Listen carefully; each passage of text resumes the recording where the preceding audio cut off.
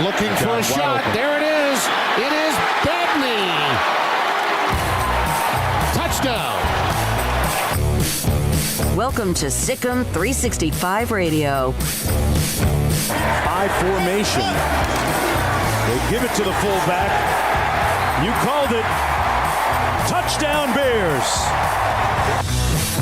Sikkim 365 Radio is presented by IdealMRI.com.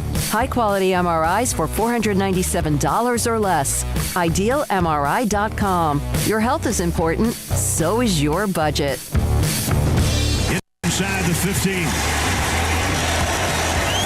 With Bryce Young. Young is going to take off running. Bryce Young, touchdown, Alabama. Does it with his arms, and now he does it with his legs. The 3 o'clock hour is sponsored by Waco Custom Marketplace. Meats, sweets, Texas treats, and a cut above the rest. 425 Lake Air Drive, Waco. Empty backfield. Pressure. Heinicke is decked. Down he goes. The ball is loose. It's picked up by Dallas and Armstrong. He's got a convoy.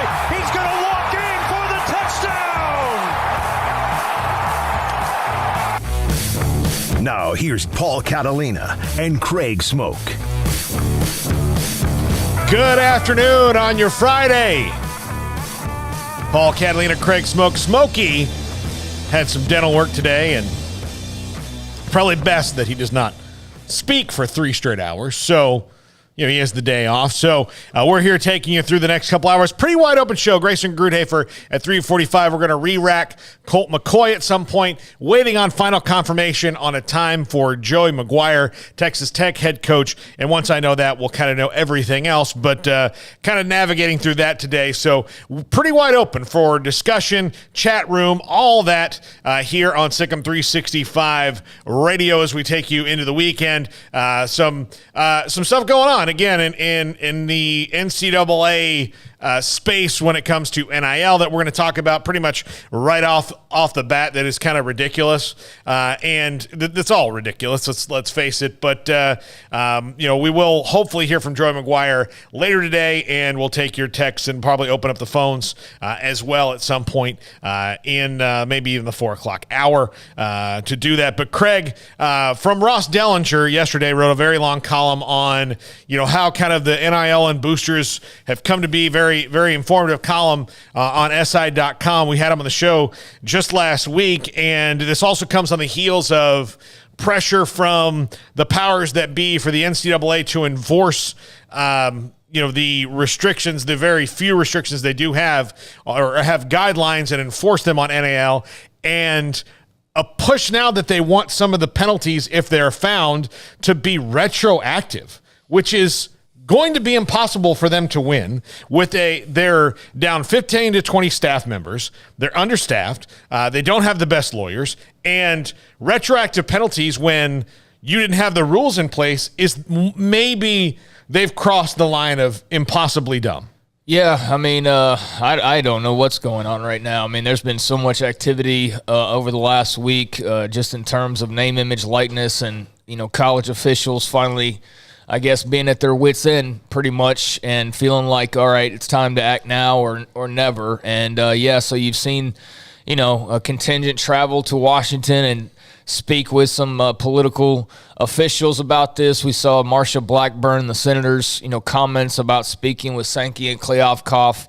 I guess that was yesterday. And, now Ross Dellinger's had, little bits and pieces here and there, and so have a lot of other reporters, on just kind of what was discussed or just the fact that a conversation took place. But to see that part of it from Ross Dellinger was quite interesting. He did bring up, and I do sometimes feel for the people who work at the NCAA, like all 15 of them that are still there. That's one thing that I've failed to mention in my bashing of them is that they have been shorthanded, and they had made cuts during the pandemic to save some money, and they've never really replaced those people, which I don't quite understand because, the pandemic's never going to be over for some.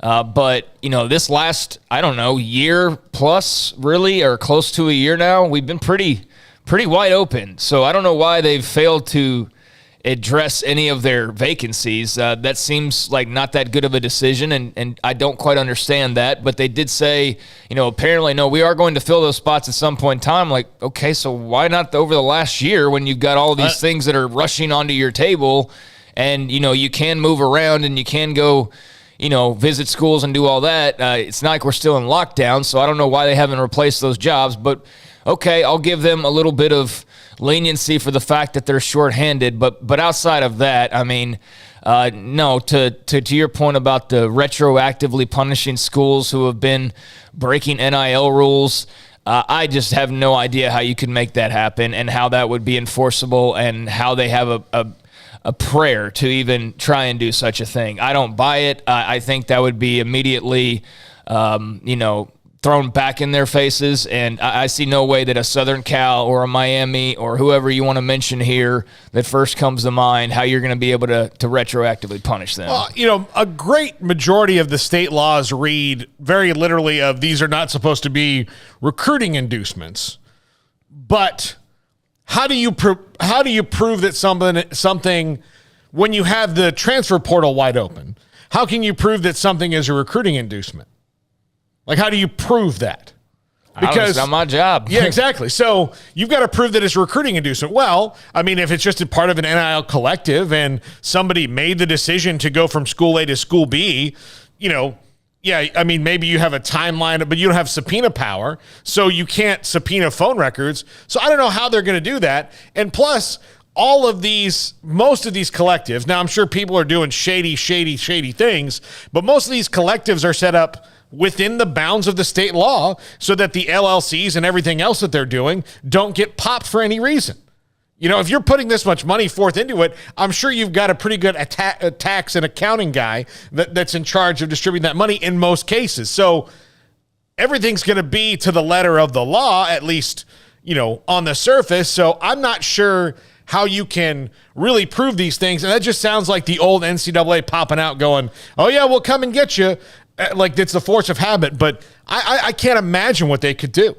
Yeah, well, I mean, they've got a lot of free publicity over the last couple of weeks, and for no reason other than just people asking questions about what they can actually do. There were updates today as far as they're not going to punish the student athletes, but they are going to go after these boosters, and that they will have conversations that if you've been involved in one of these NIL deals, that there's a good chance you might be getting a phone call for a sit-down from the NCAA. I think it was, who would that have been? I think Pat Forty might have been somebody.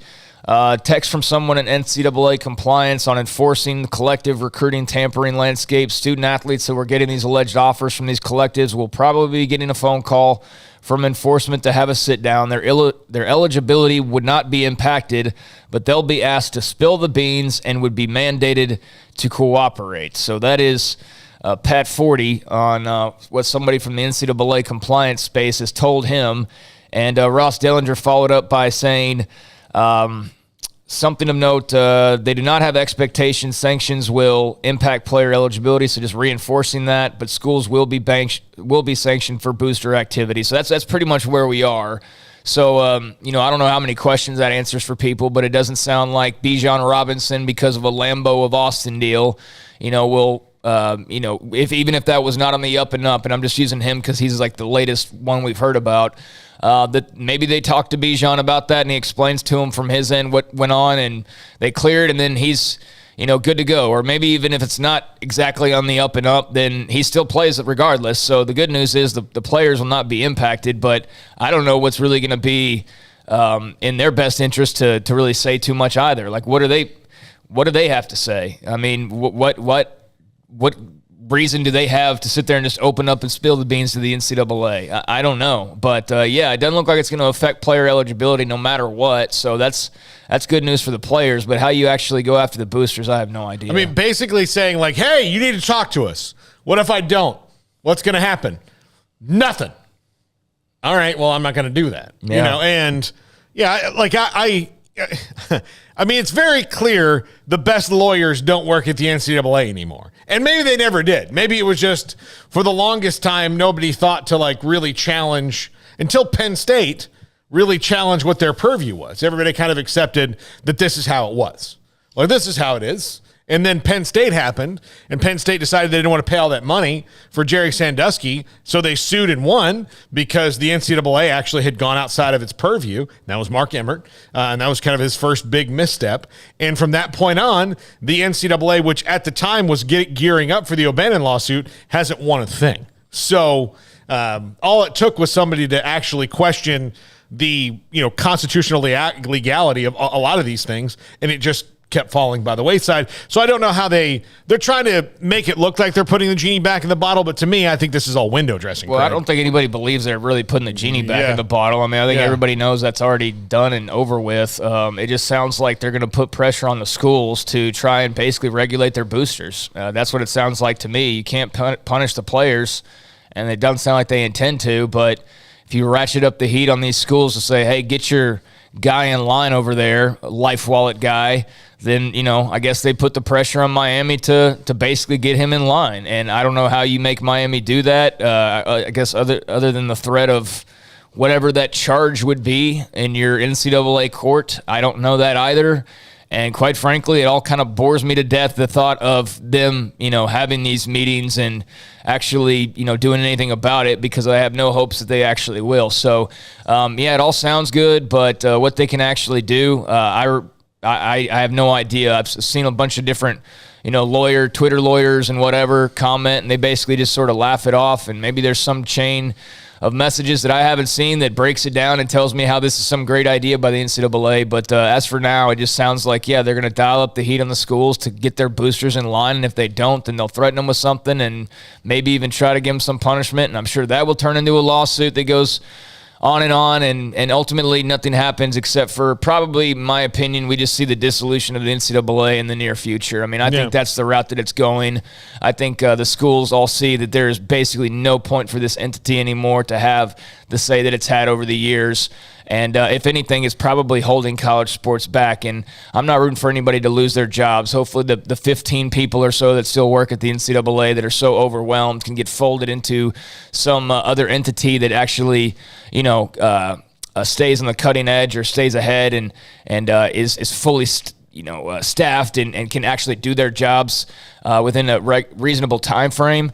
That organization is not the NCAA right now. So, yeah, I think we're headed for a collision course. I mean, that's the only destination I can see us going because, I mean, what's going to happen otherwise? What's the other solution? The NCAA starts ratcheting up pressure on schools. They shut down their boosters and they say, yes, sir, NCAA, we're not going to do anything else. And everybody just stays in line and everything goes back to whatever normal is. No, I don't think that's happening. So, it'll be interesting to see how they try and pursue this and who the targets will be. I think we can probably guess the schools just based on some of these NIL deals that we've seen.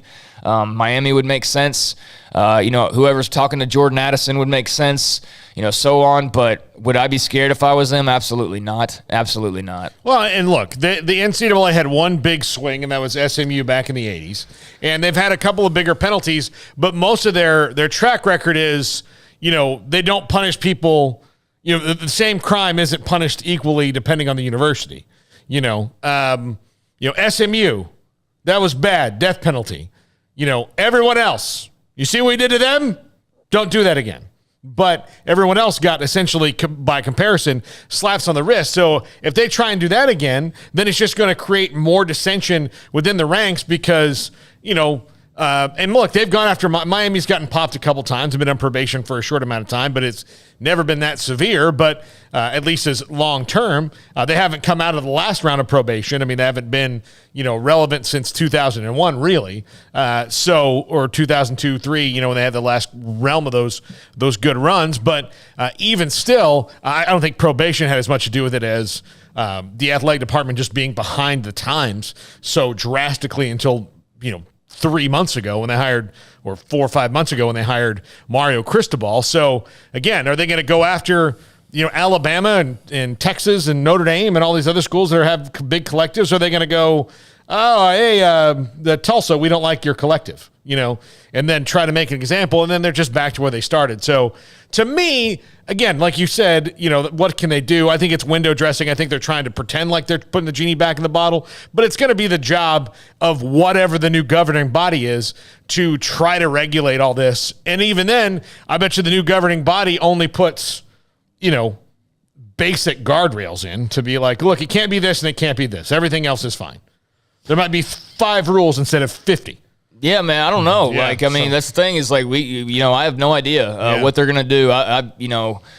They're saying one thing and they're going to try to do one thing, I guess. And whatever that is, I don't know. Again, they say they're going to talk to athletes and have sit downs with them or whatever. And really it's not about the athletes so much as them going after the schools who are not controlling their boosters. But how they do that, when they do that, why they do that, whatever, all that remains to be seen.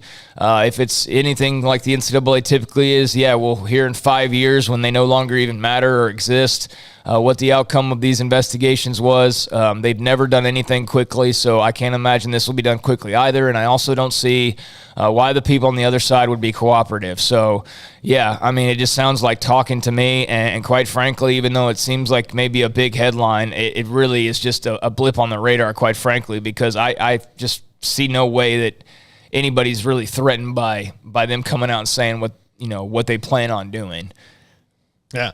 Tony Altamore, Texas. Remember, NCAA never tried to win. They just tried to stuff you in endless court battles until you're too old to play. That's what happened with Jeremy Bloom, and they had to flinch against UCLA in the 50s and Penn State in the 2010s because governors and attorney generals laid it down hard, and that's true. So, again, now they've just been completely exposed after all that time of, this is, what you're trying to do. So, it's just how it's going to be until the, and I don't, we just have to kind of expect that the new governing body is going to be more about television and playoffs and things like that than it is about, rules. Yeah, I guess so. Whatever that's going to be, whenever that is and whatever that turns into, I would imagine that it will be less about trying to be the police, and they will leave the legal stuff to the actual legal professionals and not act as though it's the school's responsibility to basically be judge, jury, and adjudicator and all that stuff. I think we've seen clearly with certain schools and stories that it's not good to have it all in the hands of the school. and leave it to law enforcement. And there's certain things that are probably not good in the hands of the NCAA that probably need to be in the hands of the schools in terms of, their desires and how they want to operate. And again, outside of hosting a really great basketball tournament, I just don't know what the purpose of it is. Quite frankly, haven't been scared of it in a long time. And, even when Baylor was going through their whole deal, the whole time, while, Jerry Longhorn 56 was, tweeting at recruits that Baylor was getting the death penalty.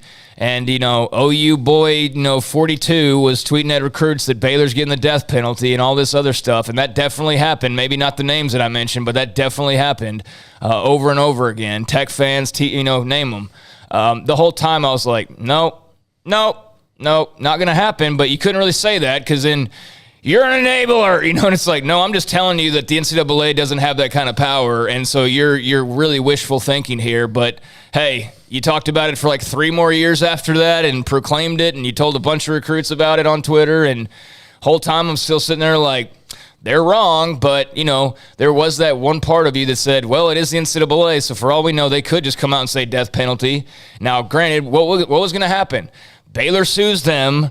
Baylor goes to court, probably wins that case because they show the reason why I wasn't all that worried about that to begin with. The NCAA does not have that kind of power, and they can't sit there and act like the judge, jury, and prosecutor of sexual assault cases. Like, that's not their realm. That is not their avenue, and that is not what they should be presiding over, and that was abundantly clear from the beginning, and that's how it played out. And that's why every big ruling we've seen since then, since Miami, since they got slapped across the face by the response and the comeback from Miami and other schools who have challenged them on their issues, they've lost some of their teeth. Their teeth have been filed down a little bit, and there's not as much of a ferocious bite. And so that's why when everybody was hopefully wishing that Baylor's going to get slammed, I didn't think so. And then when it all came out, that's why there was a bunch of people that were massively disappointed because they saw, the NCAA really can't do too much. And quite frankly, they did look over the information in those cases, which is also what I was basing it off of, was everybody was going off some ESPN headline from an attorney who's trying to get the most negative thing out there and just taking that as fact and running with it. And I'm sitting there going, well, that's not what the NCAA is going to be ruling on. It's just some random quote from an attorney trying to get, PR. So they've tried to wage big battles or, act like they've got that kind of sway, and they clearly don't, and they haven't, and they'll never get it back. And so, just count down the days to whenever we make some massive shift, because I don't see how it's going to remain the way that it has been. I don't think anybody really believes that the NCAA has that much longer left. No, absolutely not. All right, to take a break right here. We'll come back, read some of your chat and texts, and then 3:45, Grayson Grudhay for Sikkim365.com talks recruiting with us and what's going on there for Baylor as we head into the summer. This is Sikkim 365 Radio, 365 Sports. At Allen Samuels in Waco, we're committed to taking care of our customers, and that means having as much new inventory on hand for you to choose from. During the Memorial Day sales event, shop our large selection of 2022 cars, trucks, and SUVs to find the vehicle that's right for you. Need maintenance or repair? Let our skilled technicians take care of your vehicle, and we'll get you back on the road safer than before. We're not here just to sell you one car. We're here for the long haul. Allen Samuels in Waco. Come by. Let's be friends. Boots add protection. Good boots help you climb better and move forward faster. And when your son or daughter steps into the boots of a U.S. Army officer, they also learn how to lead. In these boots, they'll gain more confidence with expert training in one of more than 150 occupational specialties. In these boots, they'll stand a little taller and lead a team with diverse backgrounds and areas of expertise to successfully accomplish whatever challenge comes next. In these boots, they'll earn respect with valuable experience from day one that will give them solid footing for success into the future. Highly qualified candidates who earn a spot on our team can receive comprehensive health care coverage, college tuition assistance, and a bonus of up to $40,000. See all the things your son or daughter can achieve in our boots at GoArmy.com. U.S. Army Waco Recruiting Company, 254-598-8131 or 254-776-1543.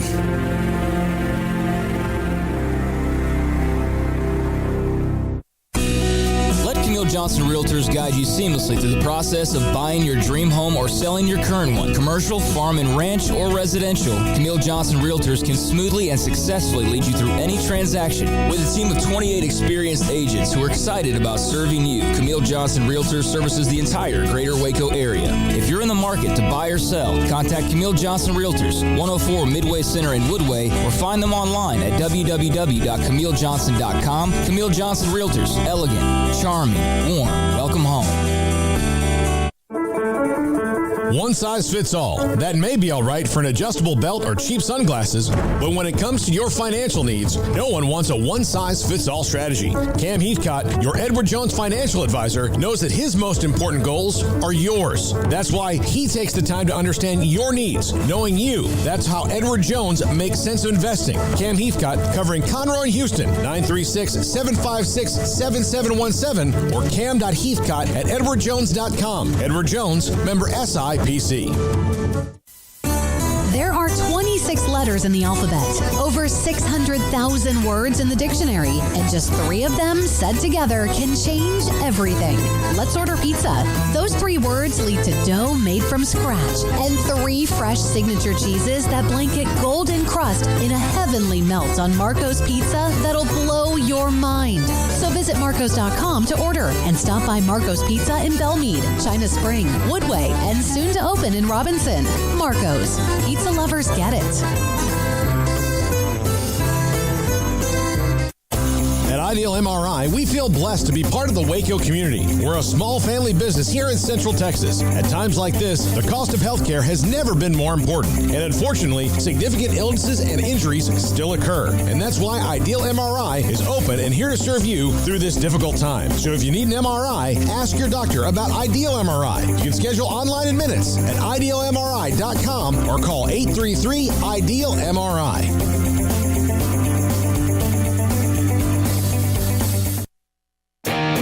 Welcome back to Sikkim 365 Radio. Have you subscribed to our YouTube channel? Search 365 Sports on YouTube. Welcome back, Sikkim 365 Radio, 365 Sports. Want to jump into the chat real quick, and I just saw a couple of things. You know, Mike Games says that the NCAA should start threatening the death penalty to make any difference. I think Mike was missing the point of our conversation is they can't.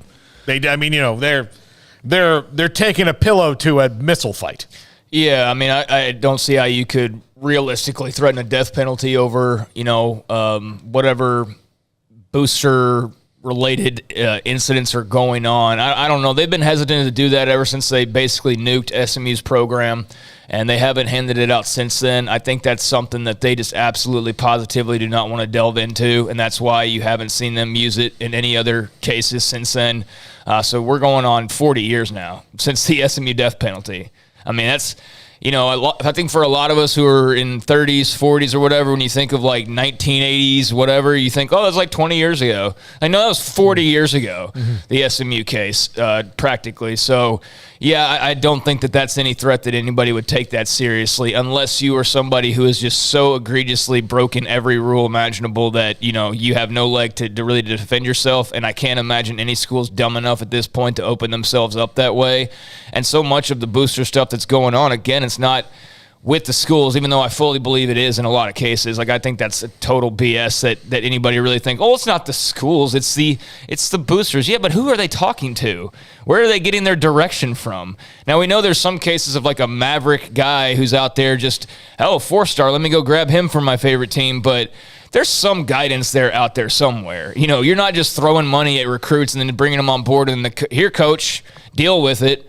No, there's something, but like how you would prove that, I don't know. And that's the only thing that you could really do you'd have to have like some coach talking directly to a booster, telling him of a guy and what to offer in some situation like that. And I just can't imagine that's probably, coming up anytime soon. So, yeah, I mean, you can threat all you want, but if you don't really have anything backing up that threat, then it's just an empty threat. And look, and is it illegal for a player to tell a coach that like this alumni at this university offered me $75,000 a year base when I get there with opportunity to make more? Can you can you do 100? And then the coach calls a couple of boosters and says, hey, is this kid, can we do this in this collective? I mean, yeah, that stuff's gotta happen. It's going to happen all the time.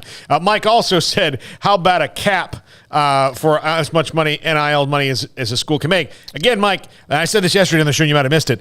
NIL money doesn't come directly from the school. I mean, it might be, arbitrated a little bit by it, like we just said, but how about a cap on how much money you can make in your life? Would you like a cap on how much money you can make? I feel like there's one sometimes, but no, I wouldn't want one. And no, there's not one. And that's what it is. The only thing that has a cap is, the NFL or, a professional sports organization of your choice. Those are leagues that have caps. College sports does not have a cap. And all you would do by saying, okay, well, Quinn Ewers can only make $10,000 from boosters. Well, Quinn Ewers would go to his favorite lawyer and say, hey, let's blow them out of the water on this, and they would sue and they would win because you can't put a cap on these guys. It would be illegal to do so, and the only way in theory that you could do that would be to massively change the landscape of where these guys become employees, and then maybe you'd have an opportunity to do that, but I don't think that's the route that these schools want to go either. So, yeah, if you want a cap, well, then they're full-time employees. Okay, well, that opens up a whole other can of worms. So you're probably better off not having a cap.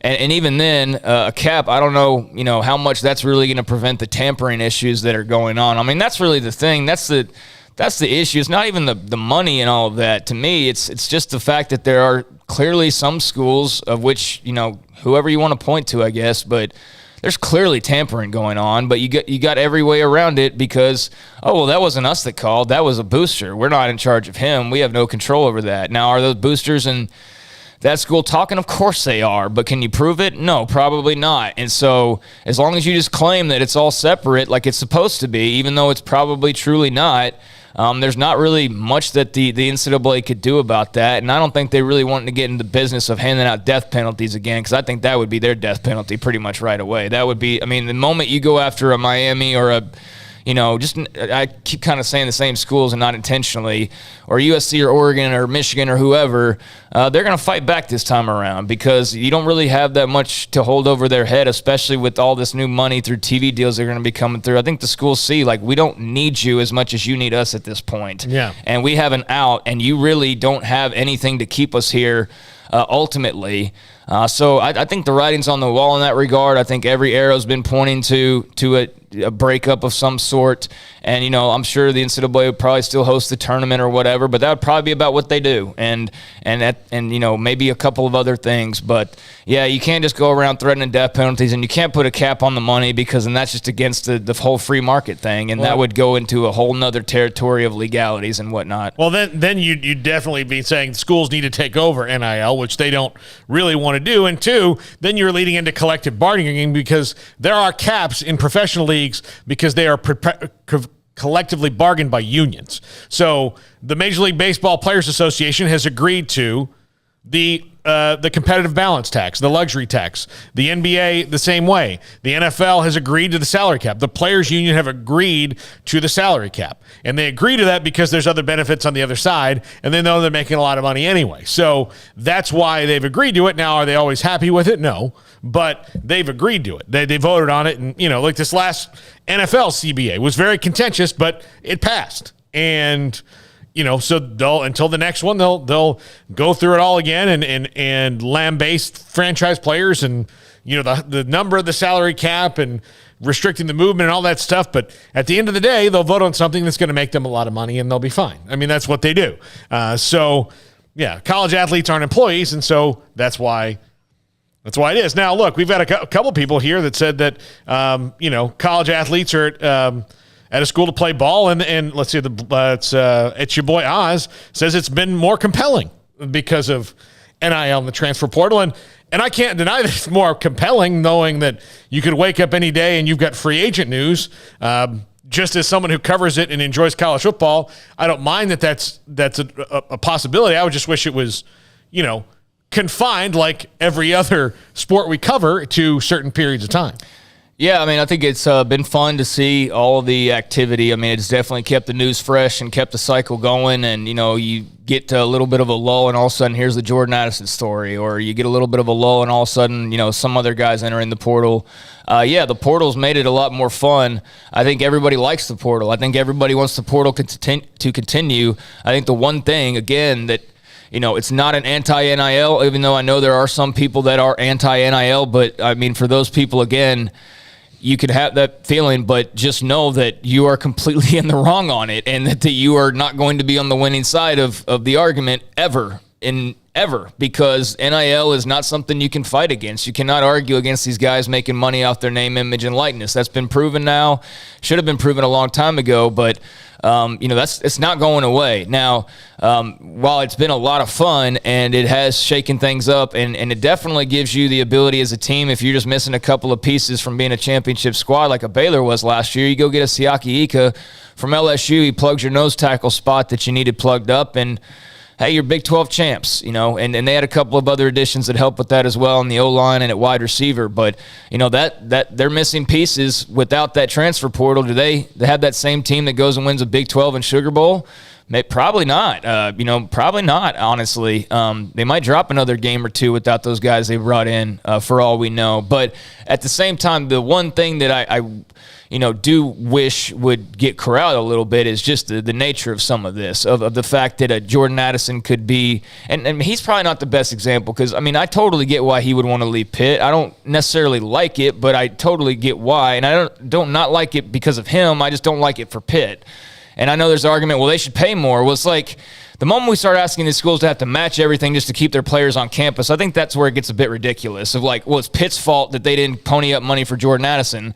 And, to some degree, yes, but, they already landed him. Why should they have to then turn around and, he won the Blitnikoff? Okay, we can argue circles about what they should owe and how much they should have to pay and how much you should have to re-recruit your guys over and over and over again. That's what I don't like, is just the fact that schools do all that work to bring these guys on, and then a school can just call them up randomly through a booster, through a DM, and then get in their heads and offer them money, and then those guys are out the door. And I just think that's that backdoor way that it's appearing to go on for some guys. I don't like that part of it. I think it needs to be more on the up and up. And outside of that, I'm cool with the rest of it. It's just let's get some of the sliminess out of there, if at all possible. And putting in guidelines would hopefully help you do that, which is what they talked about yesterday.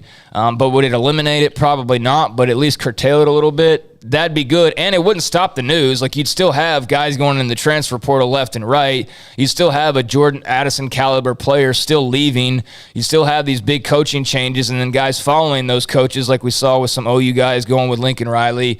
The only difference would be you just wouldn't have to worry about your best player getting a phone call from Ohio State in the middle of July because they suddenly need a cornerback, and your best player is now suddenly out the door for $1 million. That's where I think it sucks, and it's not really a fair playing field. And if you can just take care of that part of it, let Jordan Addison go to USC or Texas or whatever, well within his rights. Totally understand the reasoning why he would want to do that.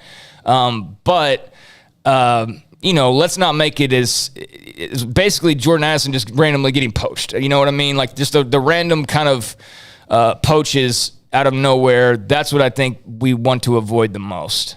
Yeah, and to say, and people, we said this in the chat room, are people mad about NIL, or are they mad that their school can't match the big boys? I think part of it is they're mad because your school can't, but then again, that's kind of how, America works. Look, if Google calls and you're a computer programmer working locally and they're going to triple your salary, can you go to, Fred's Computers and be like, listen, Google's going to pay me $400,000 a year. You need to match that and be like, man, I only made $400,000 last year. It's just how it is, Yeah, just because that's the American way of doing things doesn't mean it's the right way of doing things. But I agree with you that that's what every employee has. But do we want AT&T to have every employee, or would we like a couple of Fred stores to actually make it and be locally owned and not government owned? But my point is, you can't ask somebody to immediately be more than they are. No. Baylor can't match every single offer if somebody were to come at them and say, hey, we're going to pay $2 million for Blake Shapen, and we're going to give $3 million to Siaki Ika, and we're going to get, Baylor couldn't keep all those guys. And that's where it is a little, unfair to schools who don't have massive budgets. And like we saw with Texas, like they were able to keep Xavier Worthy on campus, but if somebody came at them full bore, like multiple schools offering, yeah, Texas could probably still pony up, but thing is they shouldn't have to pony up $5 million just for the guys that are already on campus. You know what I mean? That they're already paying. Like, and I hope that's making sense. I just don't feel like every year you should have to re-recruit your guy and re-sign them to just keep them on campus, whereas the whole time they've got every opportunity to leave just whenever they want to. The day before the first game, in theory, somebody could leave for an NIL deal somewhere else. Now, they wouldn't be playing right away at that other school, but and that's the most chaotic possibilities. I agree, NIL's cool. It's fun. It keeps the news cycle going, but let's just kind of eliminate some of the clearly not within the boundaries of the intent of the rule. Let's eliminate some of those moves that have been going on. And I think if you do that, then the rest of it's still chaos, and it's still people moving around, and it's still NIL deals, and it's still fun. But you take away just that one aspect of it that really can tilt the advantages all the way into the direction of only a certain number of schools that will just outpay for everybody, even if they don't even need them. They might just do it to just damage another team. I mean, that's not necessarily happened just yet, but I don't think it's that far off. Anybody says, well, why would that happen? Why would anything? It's college football. Well, look, before 85 scholarships, it used to happen all the time. They used to stock guys away. They used to stock guys away that should have been scholarship starters at other schools, but they just tuck them away just so the other schools didn't have them. Yeah, absolutely. Because if you got offered you could start at Tulsa, or you could go and be a third string at Oklahoma. Well, you didn't know that. When Oklahoma offered you the scholarship, you're like, man, I'm a badass. I'm going to OU. And then you get there and there's like, oh, man, I'm not so much of a badass. But you could have been playing at Tulsa. That's part of the reason the transfer portal morphed into what it was over time, because those things are kind of ingrained forever and don't change, even though the rules have changed.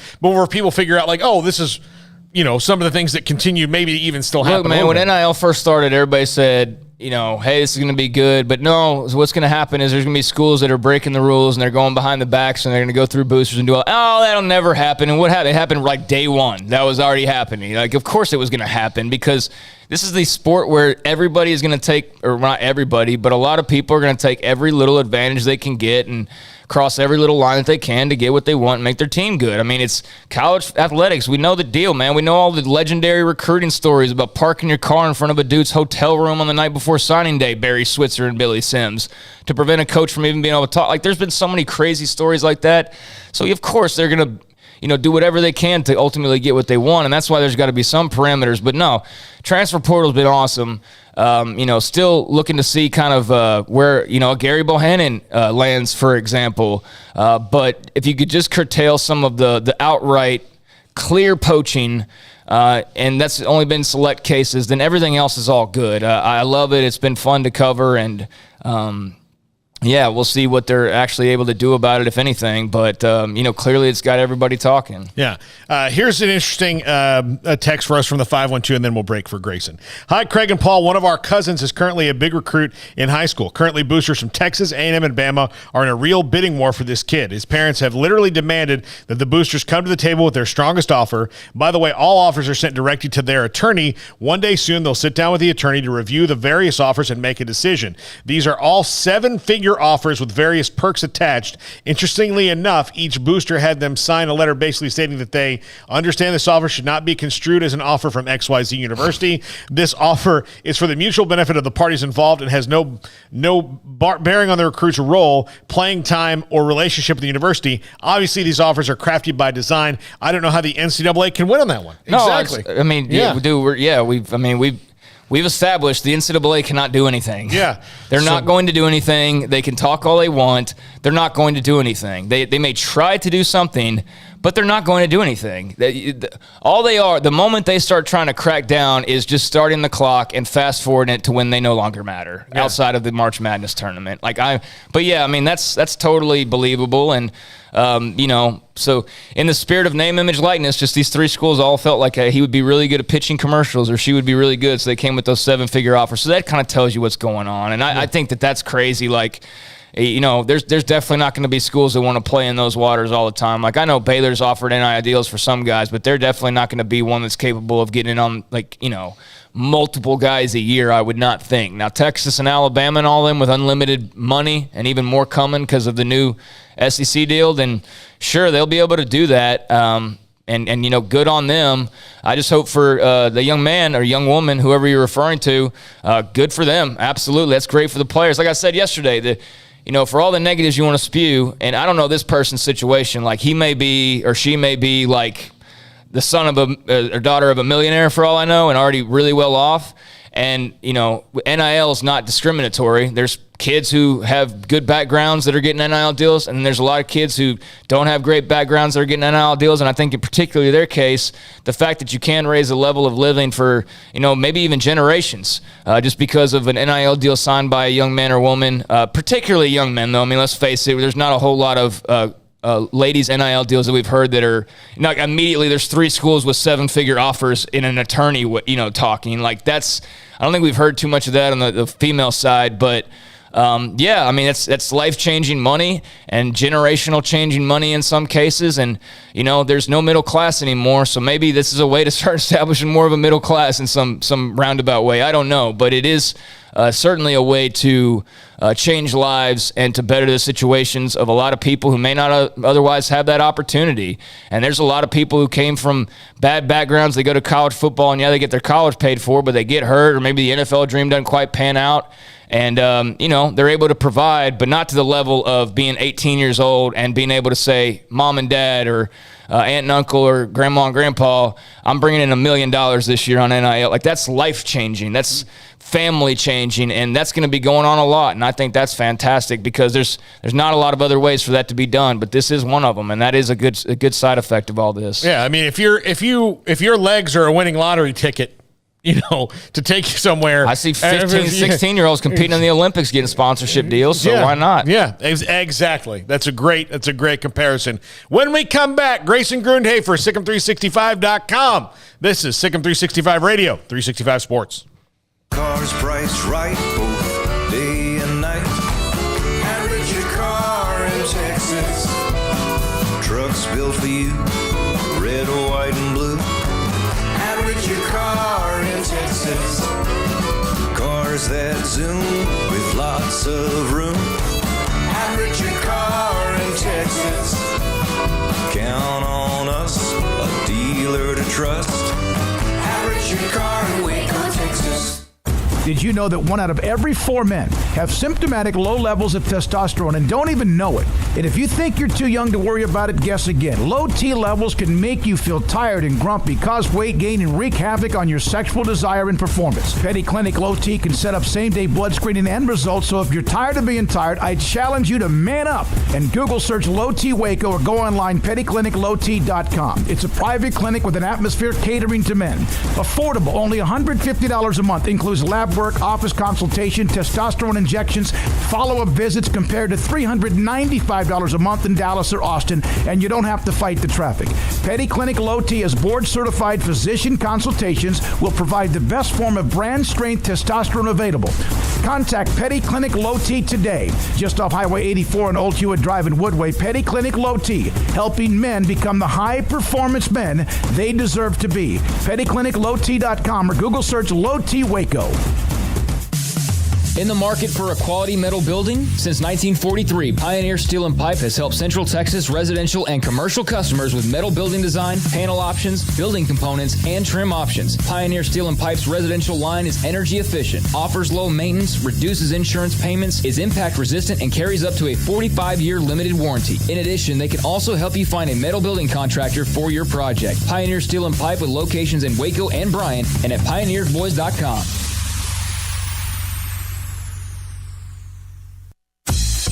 Baylor Scott & White Southwest Sports Medicine and Orthopedics, the team physicians for Baylor Athletics, diagnosing and treating all sports-related injuries, including concussions. These specialists also provide orthopedic services for athletes and non-athletes alike, whether it's knee or shoulder pain, hand or wrist injuries, orthopedic spine care, and even an arthritis and total joint clinic. Trust the doctors Baylor Athletics trusts. Baylor Scott & White Southwest Sports Medicine and Orthopedics wants to get you back in the game.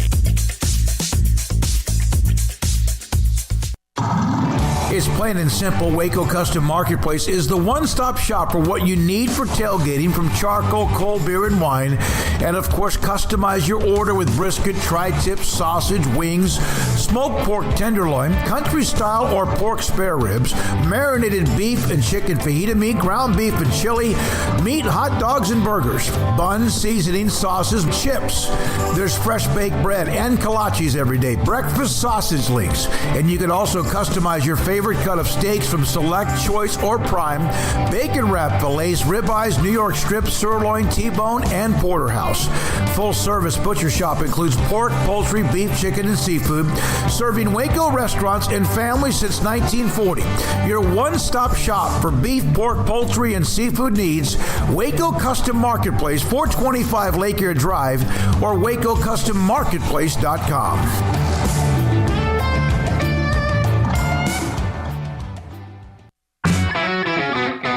Welcome back to Sikkim 365 Radio. It's time for our weekly segment with Grayson Grundhafer of Sikkim365.com. Brought to you by Pioneer Steel and Pipe, where customer service is their main focus, and best in metal, steel, and pipe for large or small projects, with 2 locations in Waco and Bryan. Family owned and operated since 1943.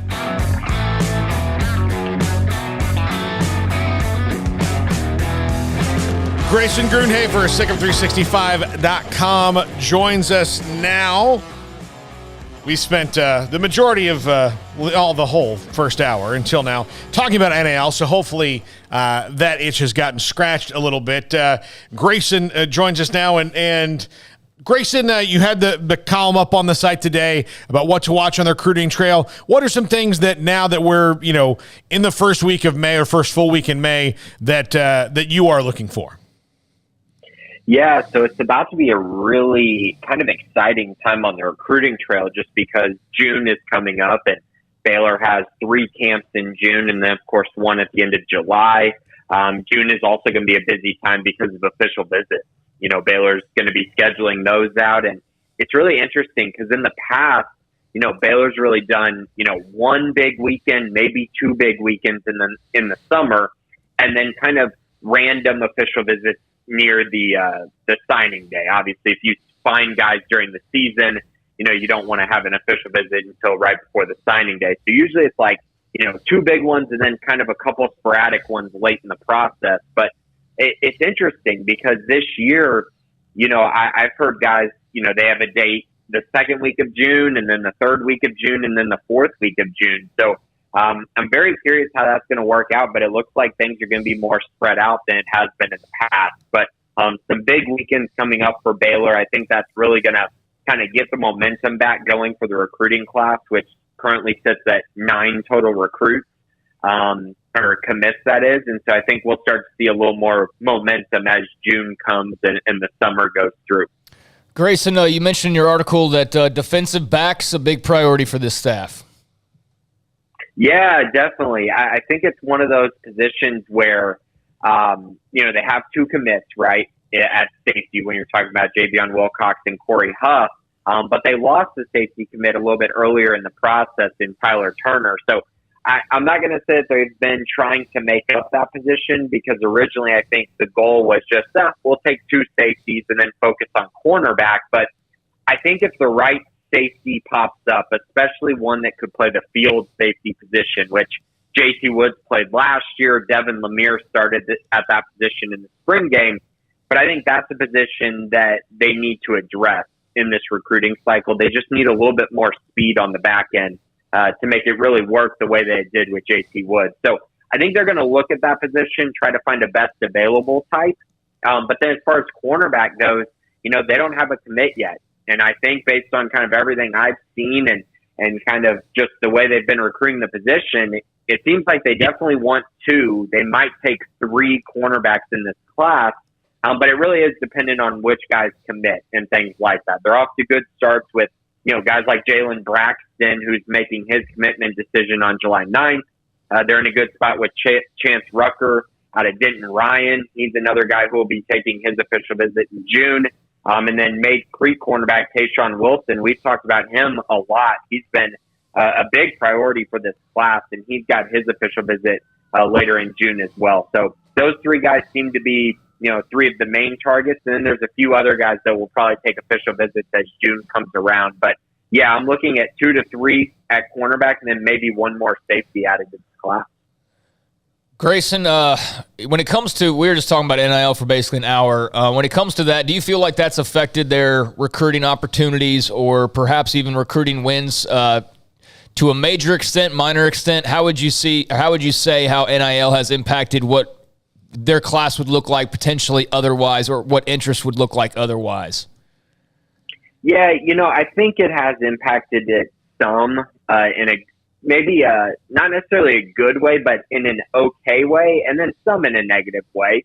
Some guys are really, they're all about the NIL, and Baylor is just not really a school that is all about it. You know what I mean? Like, there's many other schools that are willing to find big NIL deals, and Baylor's just, that's not what Baylor's going to be about. They need guys who really want to be at Baylor, love the school, want to be there. And Baylor's going to do everything they can for their student athletes to make sure that, NIL is helpful, but it's not going to be over the top like we're seeing at, other schools like Texas, for instance. It's just not going to be like that here. So, yeah, I mean, it definitely narrows the pool a little bit of prospects that you can land some.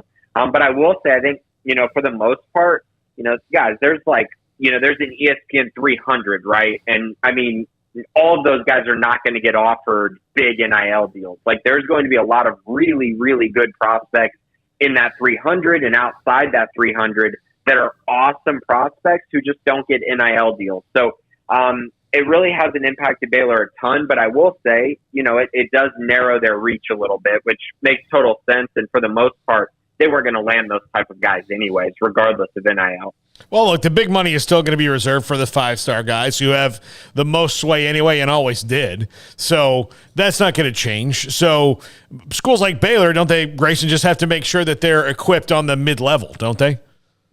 Yeah, for sure. And I think, like you said, Baylor hasn't ever been a school that's about chasing 5-star guys. Like, that just really hasn't been their motto. They've landed a couple really high-end prospects in the past, but it's not really something that they're targeting extremely heavily. And so those guys are going to get NIL deals. Cool. Baylor doesn't have to worry about those guys anyway. So, yeah, you're exactly right. Just be sure that you're taking care of your own student athletes, and then also worrying about, some of those mid-level battles where maybe you can find an NIL deal that's, something really positive for a recruit. Yeah, definitely. How much do you think the success from last weekend's NFL draft helps in this current climate? I mean, obviously putting guys in the pros helps, but does it make a noticeable difference in the message they're able to relay to recruits? Yeah, I mean, I think it's another thing that you can sell. And to be honest, if you look at Dave Aranda's track record and even Jeff Grimes' track record, I mean, they've put a lot of guys in the NFL. So I think they have a lot to sell, but doing it at Baylor and showing a class that's this deep and, the best class in Texas, the best in the Big 12 that they just put into the draft, I think that says something. And I think recruits notice that, and especially on the offensive side, because I think defensively everyone kind of knows what Aranda's about, the guys that he's gotten into the NFL. I mean, it speaks for itself.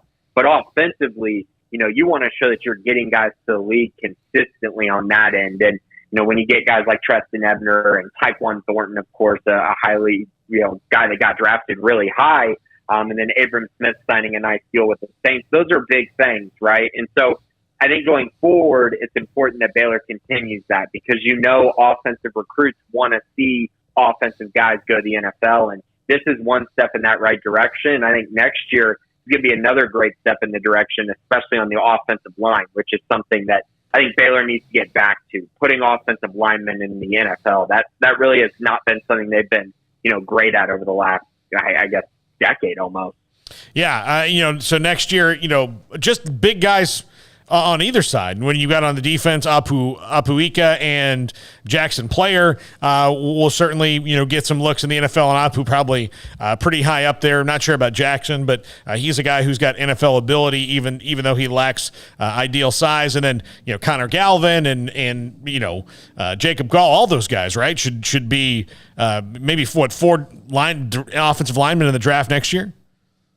Yeah, for sure. And honestly, I mean, you were just talking about the guys that are probably going to get drafted, but, I think there's probably two guys that, you didn't even mention that I think have a chance to be two of the higher draft picks, and that's Khalil Keith and Gabe Hall, two guys that have just high upside. You just need to put the tape on. And, I mean, Khalil Keith has just been – he was a man among boys last year at times. It's just consistency, right? Consistency with him. And then Gabe Hall, he just needs the season to all come together where he's healthy the whole year because the flashes we see from him have been terrific. So those are two more guys to add to that list. And honestly, Paul, Craig and I talked about that this week on the Bearcast, and I was kind of going through and looking at some of the guys they might have in the draft next year. It could be a really, really deep class, especially if some guys decide to leave early after successful years. So I think Baylor's trending in the right direction when it comes to getting guys to the NFL. Grayson, anything to make note of as far as the transfer portal? I know that it's kind of gotten whittled down now at this point. There was the post-spring rush, and there is the deadline, obviously, came into play as well. But anybody that's kind of kicking around there that you think the Bears are eyeing, or is that just kind of, not really much action going on there? Yeah, there was actually one guy who entered the portal earlier this week, and I actually wrote a little bit of an article about him. His name's Matt Landers out of Toledo, and he's a big-time wide receiver prospect, 6'5", 200 pounds, and he's a guy who I think would fit everything that Baylor would need at wide receiver. Now, there's going to be a lot of teams after him, a whole lot, so we'll see what happens. NIL might come into play as well, but when you look at him and kind of see his track record and what he did, he's not as proven as maybe you would like, but he was a highly rated, near 4-star guy that went to Georgia, played a little bit his freshman year, actually scored a touchdown against Baylor in the Sugar Bowl his first year there. And then the next year he got hurt, ended up transferring to Toledo. And last year, everything really came together for him down the stretch. It's super interesting. He ended up with 514 yards and 5 touchdowns on just 20 catches. Well, the crazy part about that is in the final 5 games for Toledo, he had 18 receptions for 486 yards and 5 touchdowns in just 5 games. So he really came on late in the season, averaged over 25 yards per catch. And is a guy that I think is just scratching the surface of what he's going to become. So we'll see what happens there. I think that there's interest from Baylor, but I also think that there's going to be a lot of other schools fighting for him. That it just seems like everyone needs a wide receiver this year and is really willing to pay for it. At least that's the sense that I'm getting. So we'll see what happens, but he is an interesting name that entered the portal this week that I'm monitoring. Yeah, you know why everybody needs a wide receiver? Look at the NFL draft. That's why everybody needs a wide receiver. That's why everybody wants a wide receiver. Final thing for you, Grayson. Men's tennis starting their national championship pursuit. Are you going to be down in Waco to watch them take on ACU? No, I won't be, and I'm bummed about it because they got that ACU matchup, and then they're probably going to face Texas A&M in the second game. So I'm excited for them. I think they're going to go on a run, and I know that we're all kind of sitting there going, okay, is this the year? Is this the year they could win a national championship? Got so close a year ago. I'm just excited for those guys. There's a lot of guys that have been on that team for, it seems like, forever. When you're talking about Adrian Boyden and Sven Law and Matthias Soto, you're just like, man, how great would it be for these guys who it literally feels like they've been there for like 5 years now.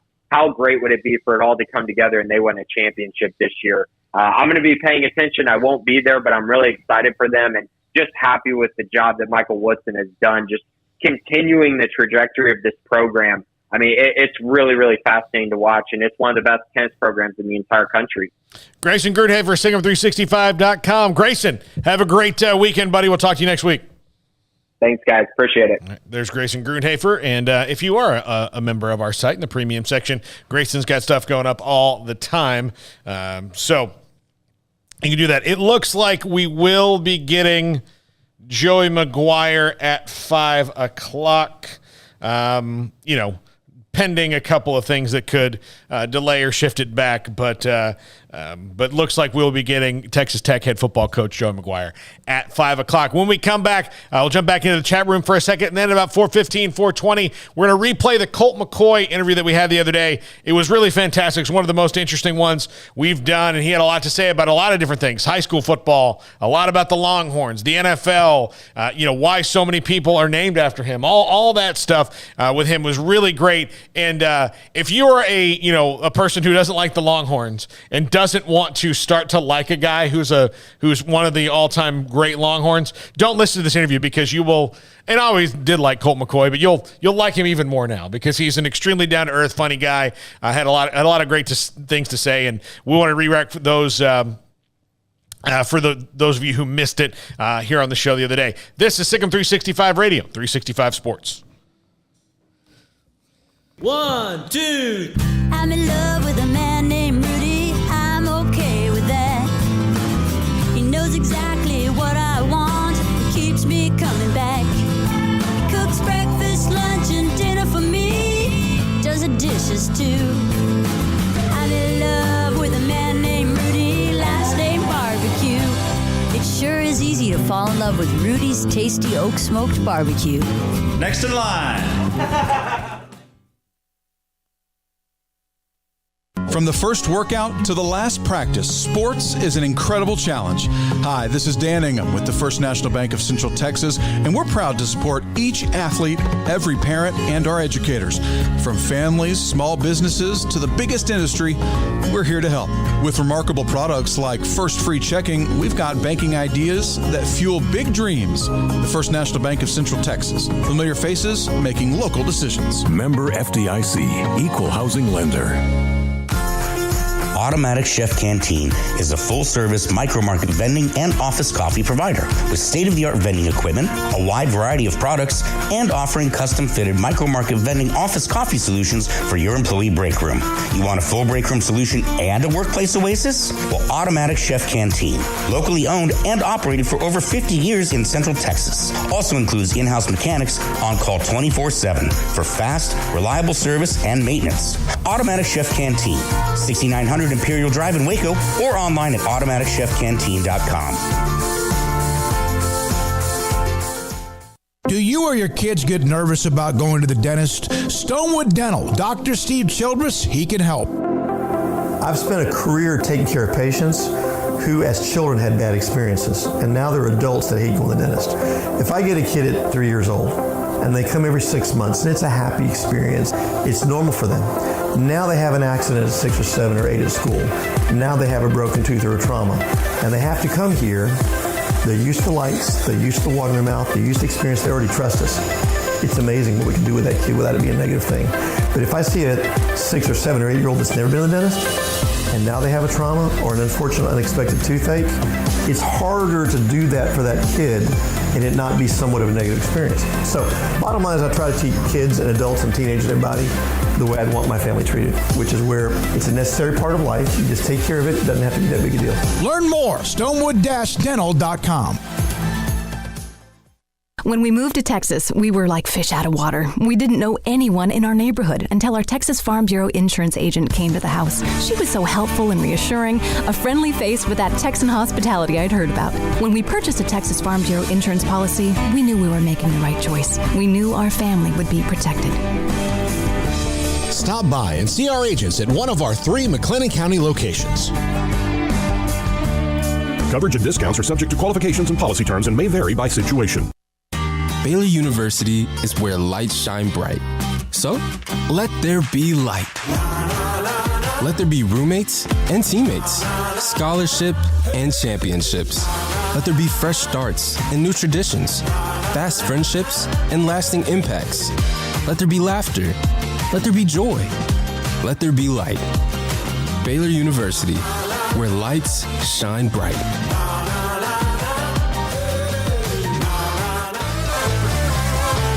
Welcome back to Sikkim 365 Radio. Under 2 minutes to go in the opening quarter. Sanders pressure after the fake and throws another interception. Mac Jones picked it off. The 4 o'clock hour is sponsored by Boozer's Jewelers, the wedding ring store, specializing in custom jewelry and repair, all in-house. Now here's Paul Catalina and Craig Smoak. Welcome back in, Sikkim 365 Radio, 365 Sports on Friday. In case you're wondering, David Smoak has had some dental work done today, so he didn't think he should be, here forcing away talking. He's probably still a little loopy. I bet you he had a pretty solid nap today. It's never a bad thing, even if you have dental work, if you get a good solid nap in. If your teeth are hurting really bad and you can't sleep, though, that's another problem altogether. And I don't know what his case is right now, but he'll be back probably on Monday. I would think, does need to rest a little bit. So I want to talk about a couple of different stories real quick right here. First of all, is an awful story out of Norman, Oklahoma, with a former Sooners player who is no longer with us. Dallas Morning News having a report that former defensive lineman Devontae Lampkin found dead of a gunshot wound on Thursday night, just 25 years old. He had apparently been renting out an Airbnb as he was staying at an apartment that was being rented out as an Airbnb, and he was doing that in the meantime until he was moving into a new apartment, apparently. His friends discovered him at this apartment that was being rented out as an Airbnb at around 10 p.m. From the Morning News, said friends went to the apartment to check on Lampkin after failing to reach him by phone. His backpack, cell phone, and wallet were missing, police said. And then they sent out a tweet earlier today asking for information on, who may have been involved. And OU, of course, sent out a tweet about it. He played there from 2015 to 2017, so he's been gone for a few years. But I remember him, and I think a lot of people in Texas probably remember him. He's a Cy Falls guy, and was a big-time recruit from what I recall, or at least a high four-star guy, I think. That's an awful tragedy, man. Seems like we're seeing, bad news in the news every day, which is kind of by design, I know. But, thoughts and prayers with that young man and his family. That's an awful story, and hopefully they catch whoever is involved. But, just a real shame. Man, it is. That's heartbreaking, 24, 25 years old, to have that happen. That's terrible. So best wishes to Devontae Lampkin. And also I saw, I was looking around on Gary Bohannon to try and see if there was anything new in that regard with his eventual destination. I think I saw a stat yesterday where of all the starting quarterbacks who entered the transfer portal, he's the only one that hasn't been picked up. Now, granted, he's been in there for like a week, maybe a week and a half at this point, so it's not like some of the other cases where guys were in there for a little while. And Missouri seems to be kind of the hot team right now. I don't see a lot of confirmed predictions of I feel this is definitely where he's going or anything like that. But there has been a little bit of and it's online and it's social media, so you never know. But there are some Oklahoma fans who, for some reason, seem intrigued by him. But I dug into that because I started seeing a couple people talking about Gary Bohannon in Oklahoma, so I went to go see what the chatter is, and the chatter just seems like mostly wishful thinking and not even, my first thought was, why would they need Gary Bohannon? They just got Dylan Gabriel. But apparently, I guess the thought process for some OU fans was he would be great depth. Well, then why would he leave Baylor? Why, if he's going to be a backup, why would he leave the job where he's been the entire time and the team that just won the Sugar and Big 12 championship, and knowing that the quarterback in front of him is a guy who lasted all of a month before getting hurt himself, thus thrusting Gary back into the starting role for the Sugar Bowl, which was not a good night for him. But he wasn't completely 100% healthy, but he's all they had. Yeah. And so, knowing all of those things, and he had an NIL deal. Why in the world would he go be a backup somewhere else? That would just make absolutely no sense to me unless he had some desire to be an Oklahoma backup quarterback or to – it's not even an SEC thing. They're not even in there. So, and he's only got so much time left, so it's not like he's even going to play in the SEC, so you can't throw that in there as a pull. So, I think that's probably wishful thinking that he would want a backup job. He's not in the portal for a backup job. If a backup job is okay with him, he would have just stayed in Waco. Yeah, moving sucks, man. It's a headache. Why would you do it if you didn't have to? Now, he'd be a great backup for them. Don't get me wrong. He'd be great, but that doesn't make sense to me. But now that there is free agency in college football, I think what's happening is it's the sure sign of the idiot sports fan where they're like, you know what the Cowboys should do? The Cowboys, they've got Dak Prescott. What they should do is they should get Baker Mayfield as the backup. They've got Zeke Elliott. They should call the Vikings and trade for Dalvin Cook so they have both those guys.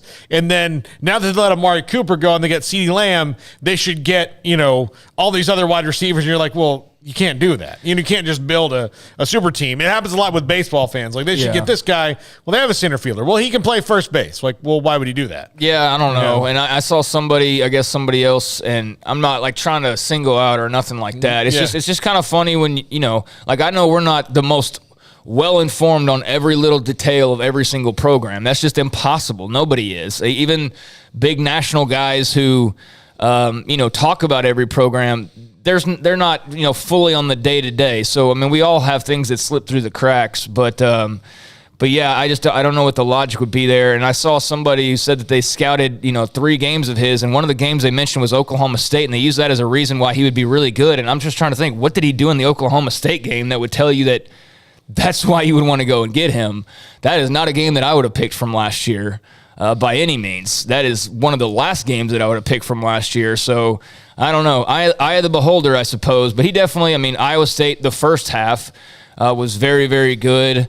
And he had some other moments. He's a good quarterback, and I would have loved to have seen him stay in Waco. But I totally understand his reasoning for jumping in the portal, and I hope he finds a starting job somewhere. And if that's Missouri, then good for Gary Bohannon. I just want that young man to be happy, because he is a genuinely good dude from what all we were able to see over the last few years. So good luck to him, and hopefully we get to talk about whatever his landing spot is here pretty soon. Yeah, absolutely. I hope. I hope the best for him. Mizzou makes sense. Vanderbilt, I know they're not great, but they've got a quarterback situation through the spring that was less than solved. Coming out, so I don't know if that'd be a pull though for me, man. No, that's basically just asking to get your head kicked in for the rest of the year. You know what I mean? I get it if that's a starting job and you get to go play in the SEC, but I don't know that you want to go say, I'm going to go show what I can do in the SEC, and you want to do it with the bottom last team on the skit. Yeah, I don't know, in the standings, but I've heard a lot of skull about it. USF, that they have one, but like that, and that, look, that might be where he winds up now, because if you look at it, all the the big A5 jobs are kind of between some guys. Like Auburn's in chaos right now, right? But Zach Calzada didn't play in the spring. Neither of those guys really did all that great. So it's just there's he'll find a place, and I hope it's a place that fits his skill set. Yeah, I just don't think Vanderbilt, I would love that for them. That'd be a good pickup for them, but you're basically telling, he's just not going to make enough of a difference for you that you're going to suddenly be bowl eligible or suddenly win, more than maybe one SEC game, just based on recent history. Maybe he could change their fortune somewhat, but I just feel like that's a long road ahead for him if that were to be the selection, whereas a Missouri, I think you could probably get a bit more out of the experience and get a few more wins under your belt, odds-wise, if you head to the Tigers. But, yeah, who knows? It's been kind of quiet, actually, in that regard. Just saw Missouri mentions earlier in the week, and that's stayed that way. And then, seeing a little the Oklahoma thing just kind of randomly popping up. But outside of that, USF here and there, but not a whole lot else. So he's the last man standing, so to speak, as far as starting quarterbacks in the portal. And you'd think he'll make his decision relatively soon, but hope whatever it is, like I said earlier, it's all good for Gary. Like that guy, and wish him well. Yeah, absolutely. Okay, we'll take a break right here. When we come back on the other side, Colt McCoy joined us. Was that Wednesday or was that yesterday? I don't know. I'm getting old. I'm in my 40s now. I have readers. I don't remember days. It's not important. It all runs together. Eventually, I'll be in heaven and I'll think, why did I worry about what was Wednesday and Thursday? So I'm not going to do it now while I'm alive. But Colt McCoy on the other side, really great interview. We really had fun talking to him. I wanted everybody to hear that again. And then at 5 o'clock, Texas Tech coach Joey McGuire is scheduled to join us here on Sikkim 365 Radio, 365 Sports. With so many companies and policies out there, it gets so confusing shopping for insurance, and I never know if I'm getting the policy that's right for me. Luckily, I met the team at the Niche Group Insurance Agency. With the Niche Group, you can go to one company and get access to coverage options from many insurance carriers, and you get to speak to a real person about your specific coverage needs. With the Niche Group, I know I'm getting the right coverage at the right price. If you need insurance, talk to the experts at the Niche Group at 1-800-258-8302. Did you know that Waco Regional Tennis and Fitness is a partner of the City of Waco? Did you know that we are open to the public? Waco Regional Tennis and Fitness offers day passes to the public for only $10 a day, and we offer money-saving memberships. Waco Regional Tennis and Fitness offers over 40 group exercise classes each week, including bar, yoga, boot camp, indoor cycling, and more. There are free weights, weight machines, TRX, rowing machines, stationary bikes, new treadmills, elliptical machines, and much more on the spacious weight room floor. Personal training available where you can be encouraged to grow. Sauna, whirlpool, tanning bed and kids club, 17 tennis courts, 8 pickleball courts, youth and adult tennis and pickleball lessons. Waco's premier experience where you can help your mind, body, and soul. Visit our website at wacotennis.com. Call us at 254-753-7675 or visit us next to Hawaiian Falls on Lakeshore Drive in Waco.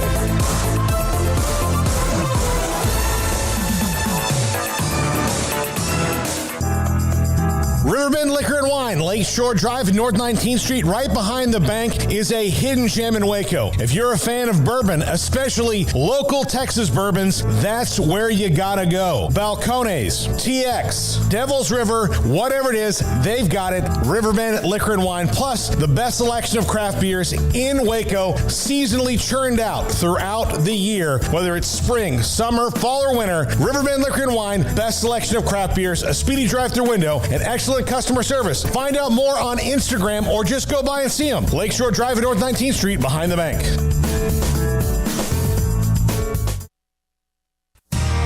How did Edward Jones become one of the biggest financial service companies in the world? By not acting that way. Financial strategies, one-on-one advice, it's a big difference. And that's why Brad Wilson, your Edward Jones financial advisor, makes sense of investing. Experience the difference for yourself. Brad Wilson, 250 Sharon Drive in Woodway, 254-776-4337. Edward Jones, member SIPC. Brad Boozer, Boozer's Jeweler, joins us on Sikkim 365 Radio. Boozer's Jewelers on the corner of Valley Mills and Lake Air Drive. It's a staple of the Waco economy. And you're about to approach this time of the year where you have the holidays, special gifts. It's not that you don't have that every single day. What are some of the things you have coming up? You know, we kind of call ourselves the wedding ring store. We do all of our own custom work in-house. I've got 2 expert jewelers on staff every day. We can make anything from scratch. We kind of pride ourselves, probably 9 out of 10 every engagement ring we do is actually made custom to what the customer wants. People look at that, oh my God, I can't afford it. I can't afford something like that. You've shown me examples that you could fit pretty much any budget. It doesn't cost any more to custom make something. You still have gold, you still have diamonds, and you still have labor. Best thing about a custom piece is if you have any old jewelry or heirloom jewelry or something passed down from a grandma or somebody, we can take that jewelry and use it towards your wedding ring for the sentimental value, and then you've got the product, and then it's just a little bit of labor and a little bit of design on your part of what you actually want. You want to know why they're successful? Brad Boozer, the owner of Boozer's Jewelers on the corner of Valley Mills and Lake Air in Waco. This is Sikkim 365 Radio. Text us at 254-339-1122. The Sikkim 365 Radio text line is sponsored by Riverbend Liquor and Wine, with the most extensive variety of craft beer in Waco. A hidden gem on Lakeshore Drive and 19th Street. Colt McCoy, we know about his story from Jim Nett High School to what he did at Texas and, of course, in the NFL now with the Arizona Cardinals, and he will be inducted into the Texas High School Football Hall of Fame in Waco on Saturday. Colt, thank you very much for your time. What did you shoot? What was your score today? Well, I had my son out there and a couple buddies, so we were just hacking around. We didn't actually keep score. All right. I don't know. Not great. I mean, it's super windy out there. Yes, it is. What does Saturday, when you got the call, and we just had, in fact, Rodney Allison on, and of course Joey McGuire, some others are going to be inducted. What does this mean to you to be a part of what is a huge deal in Texas, the Texas High School Football Hall of Fame? Well, I mean, I'm first of all humbled, grateful. I mean, I'm being inducted as the 2000s candidate, and I mean, just the caliber of guys I played with in college that were from Texas, and the guys I'm playing with in the NFL that are from Texas. I mean, I know they all had amazing high school careers, so I'm proud to represent that era. But at the same time, I'm just like, man, I'm just shocked a little bit. I mean, I'm so thankful that they chose me. You know, my dad was my high school coach. You know, all the coaching staff that he put together around me and all my friends and teammates in high school was just first class. You know, I'm still friends with all of them.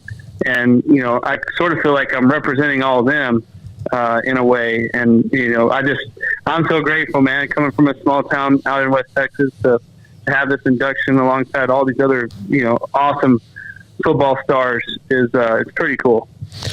I've wanted to ask you this question for a long time, and this is the first time I've gotten to interview you, Colt. But Colt obviously was a popular name in Texas before you, but after you, in the city of Austin, it became a very popular name. How often have you met someone that's walked up to you and said, "This is our son Colt. We named him after you"?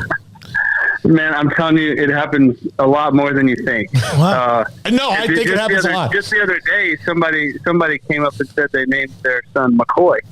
And I was like, oh, wow, I normally get Colt, and this was McCoy. But, you know, I guess my parents picked a good name. I don't know. It's pretty – a lot.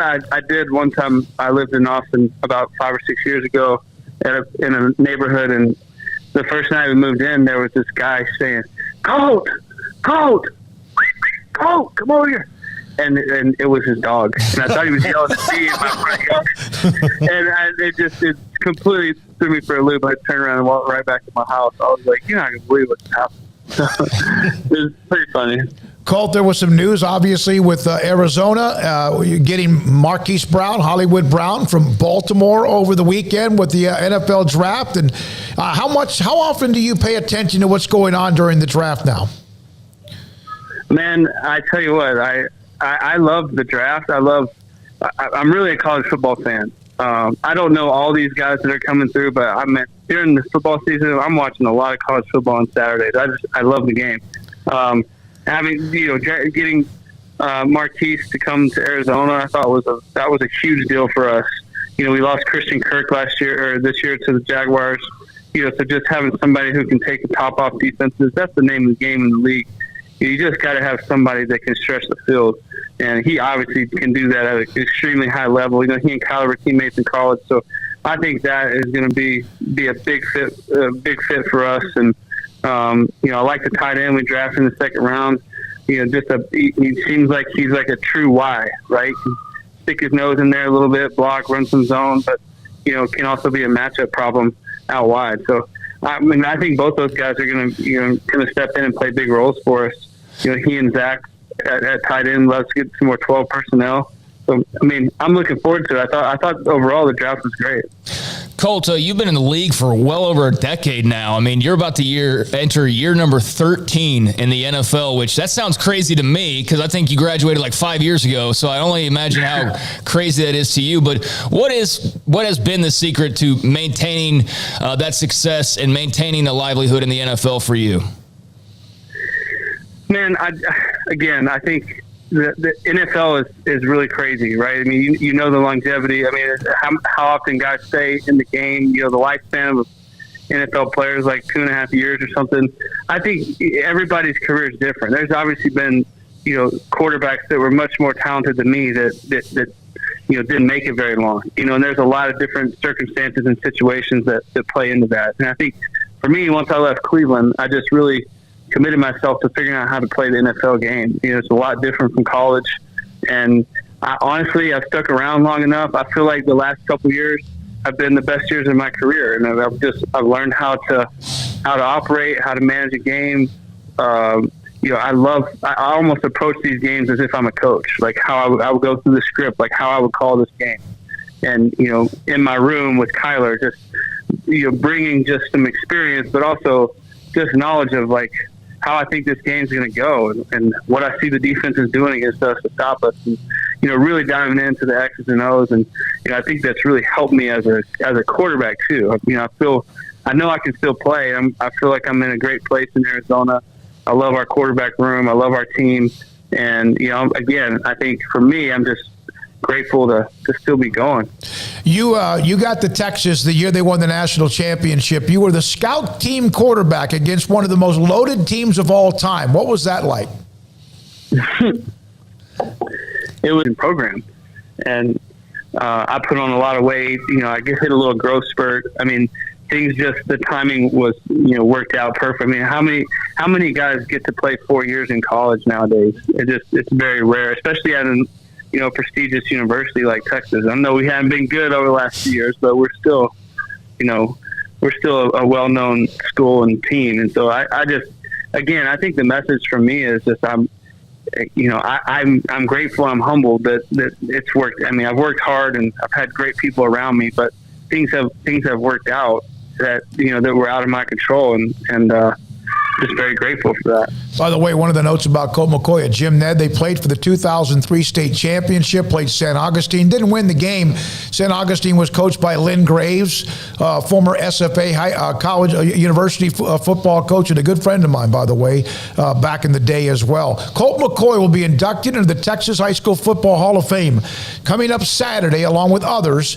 And, of course, we have him right now on Sikkim 365 Radio. Colt, we would be remiss on a site that's owned by 3 Baylor alums and a show that's run by them to not ask you about your wife, Rachel, who she and I overlapped a little bit. When I first started here in radio, she was in the sports information department working football then. And so just for a little while, and then, obviously she married you and left Waco. But curious to know how that is on, Baylor versus Texas events, whether it's football, basketball, whatever. How do you guys, line up the family and you split the kids and all that stuff? Right. Well, I mean, Baylor has had all the bragging rights over the last 2 years. I mean, let's be honest. Winning the national championship in basketball, pretty much having your way against us in football. It just was not like that when I was in college. I never thought I would see that. But good for Baylor. I mean, those guys are playing at a really high level. They're super well coached. And so we got to get our act together, down here. But in the house, I mean, my kids can throw up the Hook'em sign. They can also do Sikkim Bears, kind of annoying, but it's part of it. But Rachel loved her time at Baylor. She's a wonderful mother. We have 4 kids now. And just pretty busy around here now. I'm surprised you can't hear them all yelling in the background. We've heard a little scream or two, but it's been good. It's been good. Colt, you talked about, you've referred to it a couple of times. Texas struggling a little bit over the last few years. Steve Sarkisian obviously now in place heading into year 2. It's a different world in college football as well. I mean, teams can get better quicker, I think, than ever before. But what are your thoughts? I mean, there seems to be an optimism bubbling with Quinn Ewers and Bijan and Worthy and all those guys. How are you feeling about the Longhorns at this point? Yeah, I mean, look, I think we have to lower our expectations a little bit, right? I mean, we wanted to go undefeated last year and get into the college football playoff, and we didn't have a single guy drafted. So, let's be honest for a second. You can't win 10 games if you don't have players that are getting drafted. That's first thing. I think second thing, Sark's a great coach. He's got a great staff. He's getting the players that he wants in there. I think transitions like this, people don't understand. They take a little bit of time. I mean, look at Baylor a couple years ago when your coach got there, right? They needed a year to figure it out, and then all of a sudden they're in the Big 12 championship. So I'm not saying that's what's going to happen to UT, but I do see a transition period of a few years where you're just, kind of getting your program back where you think it needs to be, and as far as talent. So let's just start there. And so, yeah, I mean, getting the quarterback, Bijan's off conversations all the time, right? So, we'll see. I think, from my observation, it looks like they've they got a good recruiting class. They had a good spring. Everybody this time of year thinks they're going to win the Big 12, so we'll see. Does the logo, because of preseason ratings and because of this and that, do you think sometimes that's not an albatross, because it's one of the maybe premier logos in college sports, but do you feel sometimes because of the logo that the expectations are out of whack and that it almost puts a burden on the team? I mean, I guess it could, but the expectation when I was there was to win every game, and I don't think that's changed. I just think that they just haven't been able to accomplish that, and maybe that's a culture thing, a fit thing, a coaching thing. Maybe we've been through several coaches now. I don't know, but it does seem to me like it feels pretty stable in the time that I've been around this spring, and I think everybody's looking forward to this year. And we play Alabama week 2. We'll see how that goes, and then hopefully we can compete in the Big 12 a little bit. We had our chances last year. We just couldn't close out games. Mm-hmm. We had leads in most of them. So, the ball bounces our way a few times, and the players get a little bit of confidence. That's usually how it works, and then all of a sudden you have a pretty good year. How much trash talk is there between you and Kyler Murray at times? Well, I mean, you have a Red Raider coaching us. That's true. You have a guy playing Oklahoma. Yeah. A Longhorn, old washed-up Longhorn sitting in the corner. So, I mean, it's decent. I mean, I talked a lot of trash when we were up 28 in the first half. Yeah, I was going to ask. It just came back to haunt me. But, I mean, it's a great room. Lots of Big 12 pride in there. Man, we love the Big 12. We watch all the games. And,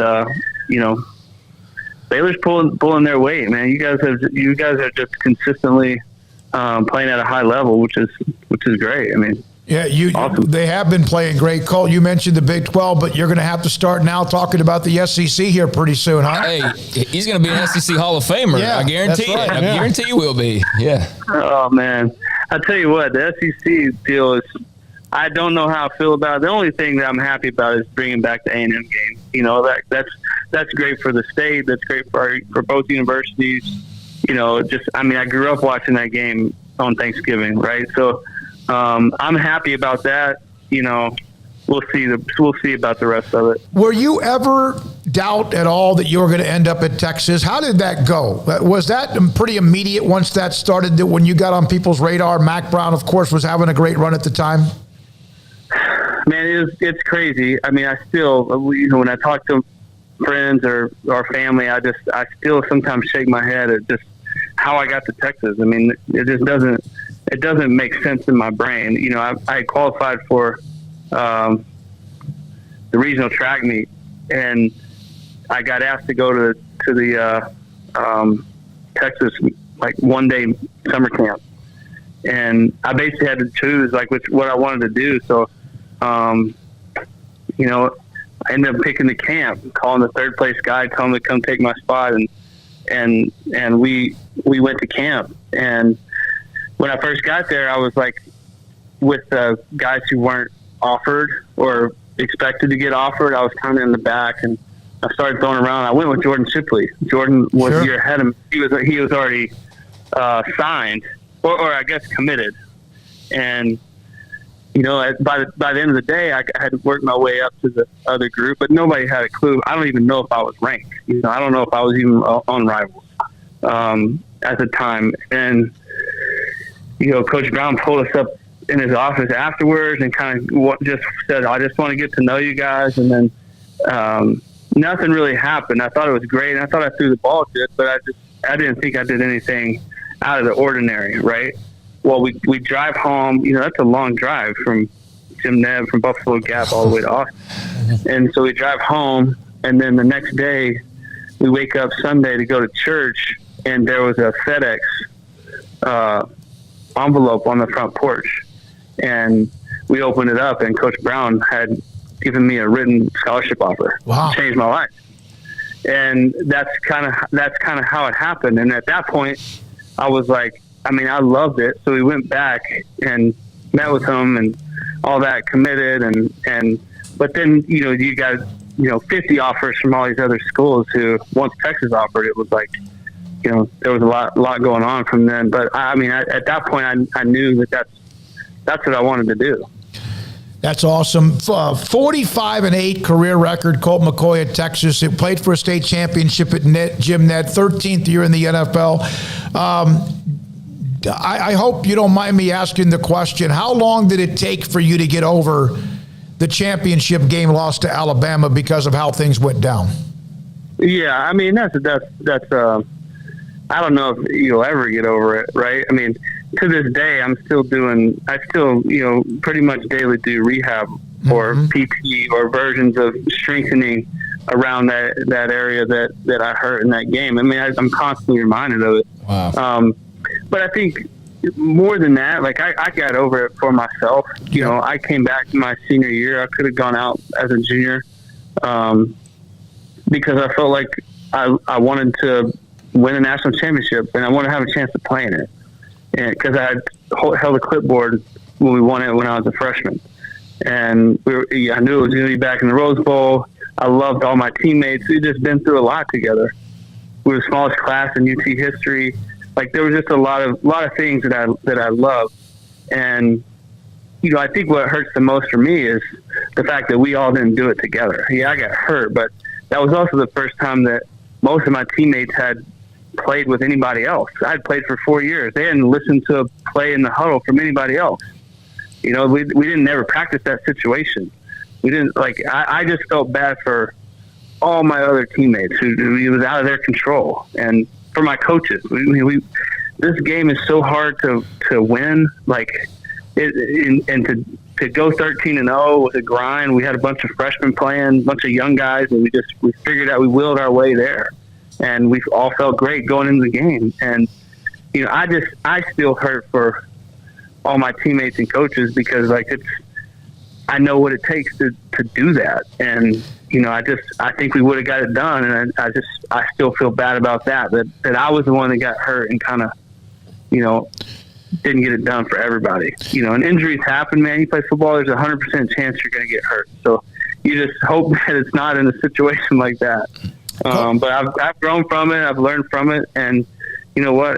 It's opened up a lot of doors for me to, tell people about sort of, who I am at my core and, what matters most. And I'm thankful for that. I don't think there's any question. What you just said about that is what people know about Colt McCoy.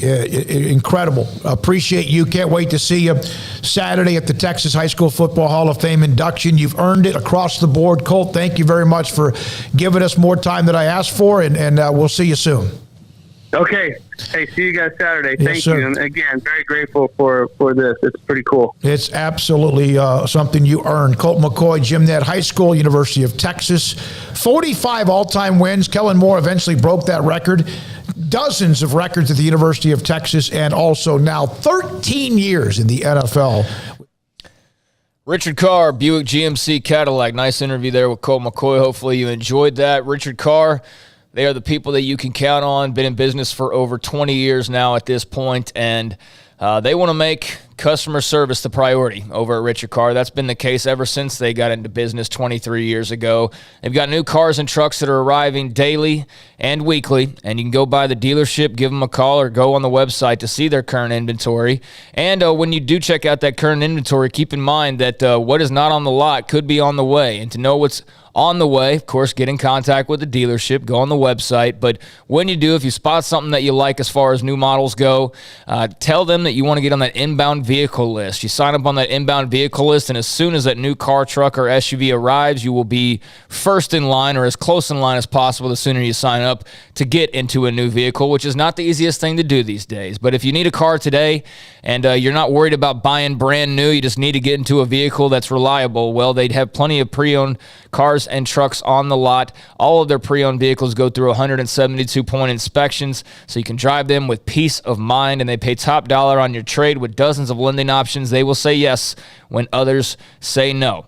And like I said, 23 years in the automotive business for Richard Carr. The entire time, the motto has been people you count on, whether it's sales, their award-winning collision center and service center, which I've been involved with my car a couple of times here over the last year, and I can say it's been an A1 experience across the board. and the customer service is not just a tagline. It is how they operate over at Richard Carr. I'll actually be over there in a couple of weeks to finish one last dent that I got to get taken out, and I know it's going to be taken care of pronto, and I've got no worries. As soon as I get back in that ride, once they're done, it'll be good to go, and hopefully just won't have to see them too often after this last few months. But Richard Carr, loaded with premium pre-owned cars and trucks. Contact them today. Go on the website, give them a phone call, and learn all about that. Or if you're looking to buy new, tell them you want to get on that inbound vehicle list so you can get into a Buick, GMC, or Cadillac SUV, truck, or car as soon as they arrive. Richard Carr, Buick, GMC, Cadillac. Trust the good local people you can count on for over 20 years in Central Texas. Proud Wacoans, proud Baylor Bears. Log on to richardcarr.com today. Call now or go see them now. Highway 6, the Imperial exit. Hey, this is Bryce Petty, former starting quarterback and two-time Big 12 champion, and I know firsthand the importance of being in top shape both on and off the field. So listen up, men. If you're feeling beat down day in and day out and looking for that high-performance edge that separates the men from the boys, then look no further than the Petty Clinic Low T in Waco. Petty Clinic is a comprehensive men's healthcare clinic with an atmosphere catering to men. Board-certified Dr. Kent Petty has a special interest in offering the highest quality medical care to men of all ages. Some of the services offered include screening and treatment for low testosterone or thyroid, infertility, high blood pressure, diabetes, high cholesterol, sleep apnea, while offering comprehensive wellness exams and complete men's health lab panels. High performance men, remember, it's not just a Petty thing. This is Bryce Petty, encouraging you to reach out and Google search Petty Clinic Low T or go to pettycliniclowt.com and get your complimentary lab screening today. Let Camille Johnson Realtors guide you seamlessly through the process of buying your dream home or selling your current one. Commercial, farm and ranch, or residential, Camille Johnson Realtors can smoothly and successfully lead you through any transaction. With a team of 28 experienced agents who are excited about serving you, Camille Johnson Realtors services the entire greater Waco area. If you're in the market to buy or sell, contact Camille Johnson Realtors, 104 Midway Center in Woodway, or find them online at www.camillejohnson.com. Camille Johnson Realtors, elegant, charming, warm. Welcome home. Three Nations Brewing Company has 16 different beers on draft with a new beer every Friday. It also offers 2 air-conditioned tap rooms, a large indoor beer hall, a second-floor mezzanine offering a great overview of the brewing company and equipment and patio where you can relax under the shade. Plus, you can now experience the new Three Nations Beer Garden Grill on our shaded patio with socially distanced seating for your enjoyment. Grab a cold beer and enjoy a bite from our freshly prepared and delicious menu. Street tacos, quesadillas, freshly cooked burgers and dogs and veggie burgers too. State Fair tornado fries, nachos, and so much more, all prepared and cooked on site. So come visit the award-winning Three Nations Brewing Company on East Vandergrift off I-35 in Carrollton.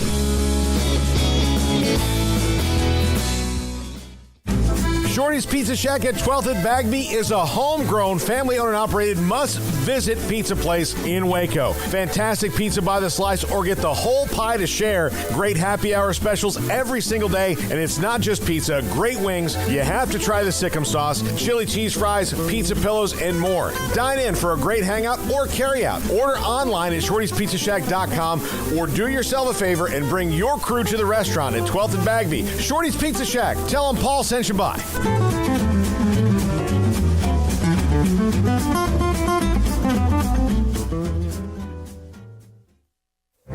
Stepping into a new pair of boots is great, but stepping into the boots of a U.S. Army officer can also add confidence and leadership skills to your son or daughter's career path. There are more than 150 occupational specialties to help them find the best fit for their future. See all the things your son or daughter can achieve in our boots at GoArmy.com. U.S. Army Waco Recruiting Company, 254-598-8131 or 254-776-1543. Welcome back to Sikkim 365 Radio. The Sikkim 365 Radio app is sponsored by Alan Samuels Dodge Chrysler Jeep Ram Fiat in Waco. Your friend in the car business at Loop 340 and east of 84. Come by. Let's be friends.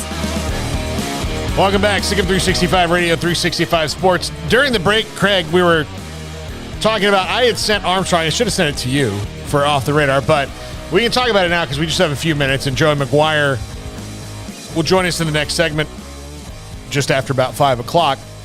But I think, we had the most big-time flashy NIL deal the other day with Bijan Robinson and Austin Lamborghini, which is pretty cool. But the most interesting to me so far now is Armando Bacot, North Carolina basketball. Baylor fans know him well. Most people should. He had great NCAA tournament, and his injury essentially opened the door for Kansas to pull away at the end and win. But Armstrong's a North Carolina fan. I'm curious to hear what he has to say on this. But he will appear as a character named Mondo on the Netflix soap Outer Banks, which is filmed in North Carolina. Cool for him. Yeah. That's a cool deal. Not a big Netflix original series watcher at this point, and doubt I'll be watching this. But as far as, it doesn't matter what I think. That's great for him, and that wouldn't be possible most likely without the age that we're living in now. So you'll see some college athletes popping up in places that they were never allowed to pop up before, and that's pretty cool. Now that Ozark is over, I'm not sure. Never watched it. Oh, you'd like it. It's very much in the Breaking Bad. That and 100 other things that there's too many things to where everybody's got their bag. I've tried to put Peaky Blinders on people, but I got too much to watch already, and my DVR's full. You always get that response. Peaky Blinders, it's British, so there's only like 6 episodes. Well, people can't. The thing with shows though is that people can't, if they can't get through the first episode, then they just quit. And I tried to put people on Peaky, and it just started too slow. And I'm just like, it's not slow, though. It's really not. It's not. It's far from slow. But they were convinced after one episode, and I'm like, I can't make them watch anything. But I tell you what, if you get past that first 1 or 2, then it's like Game of Thrones. You're off to the races. Which, by the way, had its new trailer drop for that new series. Which, I'm pretty down on the whole Game of Thrones thing because of the way they botched that ending. To maybe what could have been the greatest show of all time. They just decided no Star Wars, and like the 15th Star Wars movie is more important than, capping off the greatest television run in history. That still doesn't make any sense to me. Like, you could do a Star Wars movie at any time, dude. Like, you had to go do it right now in the middle of the greatest show of all time. That's just the dumbest thing still, and there's no logical explanation for it. I mean, that's just the stupidity personified, but this new, what is it even called? House of Dragons or something like that. I'll check it out. At least we promising. Know where it kind of ends. Yeah, well, we do know where it ends because there's actually a book written. It's not like Game of Thrones where the author talked for 10 years about the next book coming out and still hasn't put it out and still, is writing 15 other things even though he's 67 years old or whatever. And he's like, no, I still got 2 books. Dude, you're never finishing another book in this series. People are never going to get their final Game of Thrones book. You have BS them for literally years now at this point about the next book coming out. I mean, legitimately years. People have been waiting for this next book. And meanwhile, he's dropping like short stories and all this other jazz. Like, just put the Game of Thrones book out, dude. That's why we know you. That's why you're famous. That's why you're rich, is that series. And you want to write all this other stuff in your final days. And I think it sucks for those hardcore fans. I wasn't one of them, thankfully, that lived and died by the books. But, yeah, I'll check it out just because I enjoy that genre, and I know that they can't screw up the ending again because there's actually an ending written already. So they can't go off script or be forced to go off script and just totally botch it to go film the 15th Star Wars movie or whatever. And theirs never got made. No, that's the thing. They left a TV show that could have been the greatest show of all time to go do a Star Wars movie that's not unique in any way because it's just one of a billion other things that Star Wars does at this point, and it never even got made.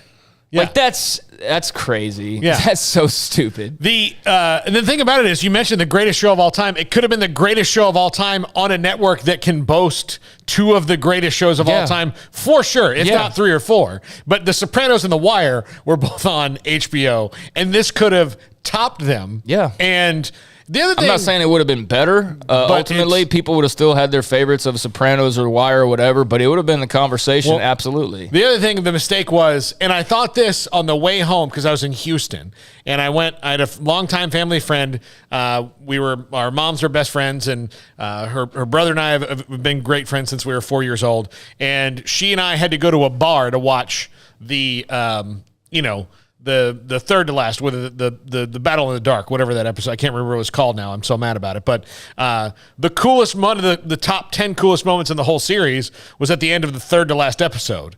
And so you have this great ending to that episode, and then there's 2 more after that, and so then you've got to go, oh, well, there's no way, there was no way to top, it's not even Night worth King getting killed. It's not even worth me. That was the most I've been into a television show in years, and I haven't been as into one. Maybe peaky. Probably peaky, but even then, not to the level that I liked Game of Thrones, because that was just so.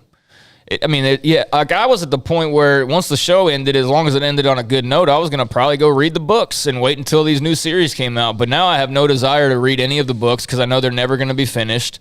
And I also don't want to go back and even rewatch them because I know what the endings are. Yeah. And I know the endings of The Wire and The Sopranos and all that, but I'm satisfied with them. And so I'm fine going back and watching that, but I know to go back and start watching Game of Thrones again, I'm just going to be pissed off at the very end. So what's the point? I can watch The Office or Friends or Seinfeld and get a laugh anytime. Seinfeld didn't even great, but that's okay. It's a different thing. Seinfeld really shouldn't have had a proper finale. I think they even kind of acknowledged that after. Well, they did by going and doing their real finale with Larry David. Yeah, so they knew it had to be something different right after, but even still, they're like How I Met Your Mother, I can't watch. I loved that show when it was on. It was hilarious. Can't watch it. Finale ruined the whole thing.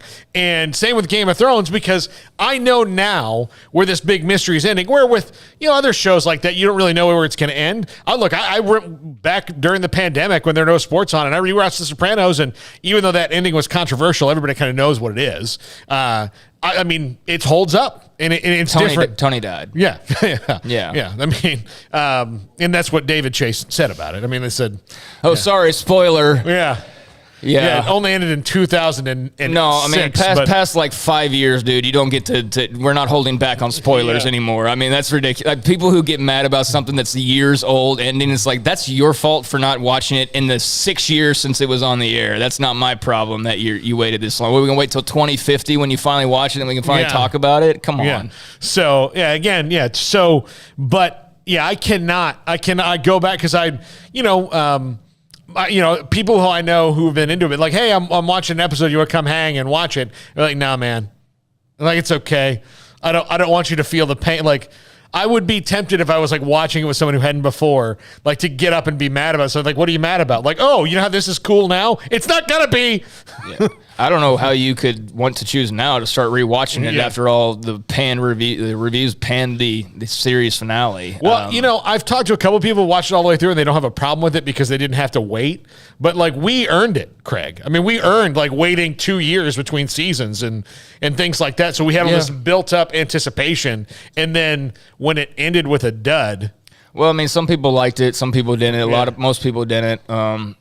It's not the first show like that. It's not the last show that'll be like that. But I didn't like it. I thought a lot of it didn't make very much sense in the long run. There's a lot of empty feelings, just things that should have happened that didn't happen. Anyways, it was a great show up until the very end. But if you're a fan of Outer Banks and North Carolina basketball, then apparently season whatever they're on, it's for you. Great. That's awesome for Armando Bacot. And Matthew Meyer might be his teammate here pretty soon. There's a lot of talk about him in the transfer portal and all the teams that have contacted him. Texas Tech's contacted him, which that would just be gross. I know we're about to talk to Joey McGuire. I don't care, though. That would be gross for him to go to Tech after being at Baylor for 4 years. But they're one of them.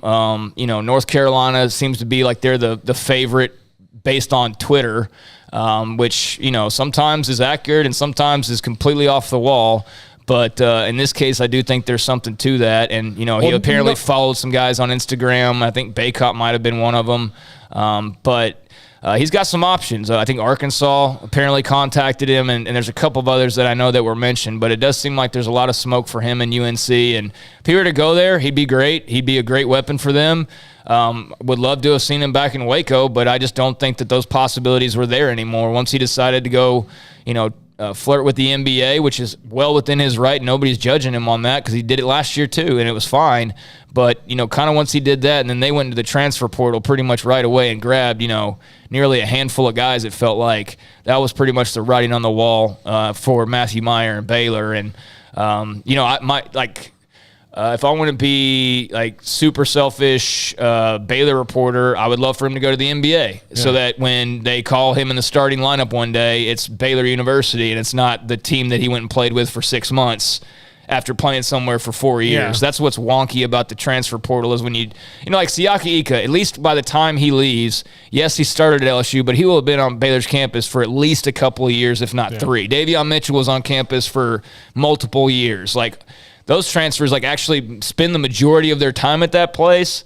Like, I think they become that place, but when you're kind of the rent-a-guy for that final season, it's just, it will be odd to see him like Matthew Meyer, North Carolina or whatever. I think they should say both. I really do. I think they should say both. Yeah, I mean, like, you know, Jackson Player, he spent 4 years at Tulsa. He's going to spend a few months at Baylor. Is he more of a Tulsa guy or a Baylor guy? Like, Baylor will get credit when he gets drafted, but Tulsa should get some credit too. I think they say, defensive tackle, Tulsa, Baylor. Yeah, there you go. Fine. It's easy enough. It's not going to take that much longer. But I'm intrigued to see what he does. He's a very good player. He definitely improved defensively last year. His offensive game wasn't as sharp, but that's something that he didn't just lose. He can definitely refine that and put together an even more total package type of a performance next season based on what he got better at last year and what he can improve on. So would be a great get for whoever does land him, or if it's in the NBA, that must bode well because he's clearly gotten some feedback that he's got a spot. So we'll see. Yeah. When we come back, Texas Tech head coach Joey McGuire, the Sikkim 365 Radio, 365 Sports. Payments for qualified buyers at 2.9% for 72 months with $5,000 down cash or trade. TTL Extra. See dealer for details. Summer driving is coming. Save now at Richard Carr's Summer is Coming savings event. Find summer savings like a 2015 GMC Sierra 2500 HD for $318 a month, or 2020 Buick Encore for $288 a month, or get a 2015 Cadillac SRX for $212 a month. Our vehicles go through a 172-point inspection, and we pay top dollar for your trade. 100% approval is always our goal. At Richard Carr, we give you more. It takes time to reach goals. It's a truth that applies to more than sports. It goes for your financial goals as well. You work hard for your money, and you deserve an investment strategy that lines up with your game plan. And Tom Albers, your Edward Jones financial advisor, can help. If your financial investments aren't putting forth the effort you desire, stop by today for a financial review. Tom Albers, 4301 Lakeshore Drive, 254-776-7605. Edward Jones, member SIPC. At Ideal MRI, we feel blessed to be a part of the Waco community. We're a small family business right here in Central Texas, and our goal is to bring down the cost of healthcare while maintaining high quality. At times like this, the cost of healthcare has never been more important, and unfortunately, significant illnesses and injuries still occur. That's why Ideal MRI is open and here to serve you through the difficult time. We offer premium MRIs just like a hospital with state-of-the-art technology and specialists, but you'll pay less. Sometimes thousands of dollars less, whether you're using insurance or not. At Ideal MRI, we accept most insurance and there are no hidden costs, even offering financing if that's needed. Everything included in the price, and you'll not get something as a surprise in the mail later on.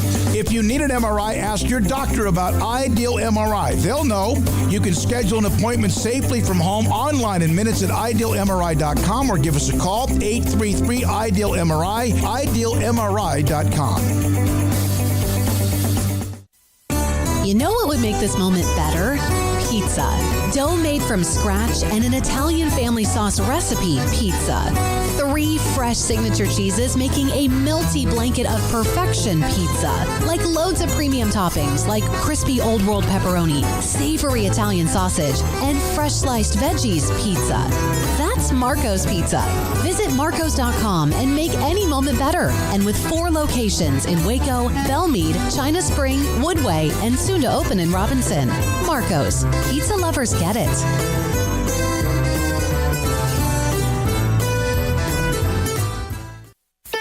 Don Humidor, your home with a 48-foot walk-in humidor with the elite cigar brands from around the world, including the #1 cigar of the year, Aging Room Cuatro Nicaragua. Plus, they have the great brands like Macanudo and Artur Fuente, Rocky Patel, Aston, and so much more. CBD, great for sore muscles, aches and pains, sleep, Vita Dreams, and anxiety, mild depression, general health and wellness. Their staff very knowledgeable on the subject. If anyone is curious about CBD, ask Carol and Ashley.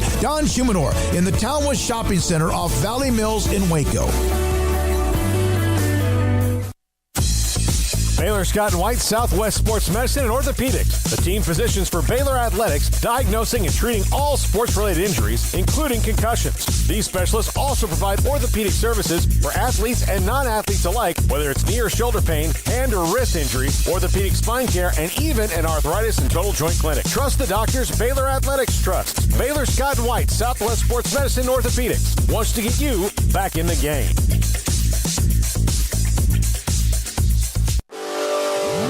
Welcome back to Sikkim 365 Radio. Third and goal. Here's Chapin into the end zone, and how about that swagger? Another touchdown pass for Chapin. Ben Sims on the receiving end of this one. The 5 o'clock hour is sponsored by Edward Jones Investments with financial advisor Ben Erlinson, who'll navigate you through today's financial climate. Edward Jones, making sense of investing. Now here's Paul Catalina and Craig Smoak.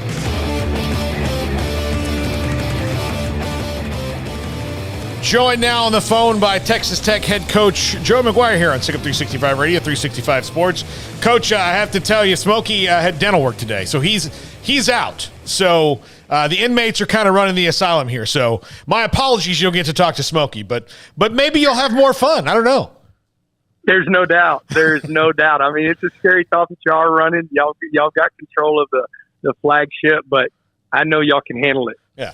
So, Coach, you have been on the job for a few months now. You've been through spring, been able to implement, some of the things you want to do.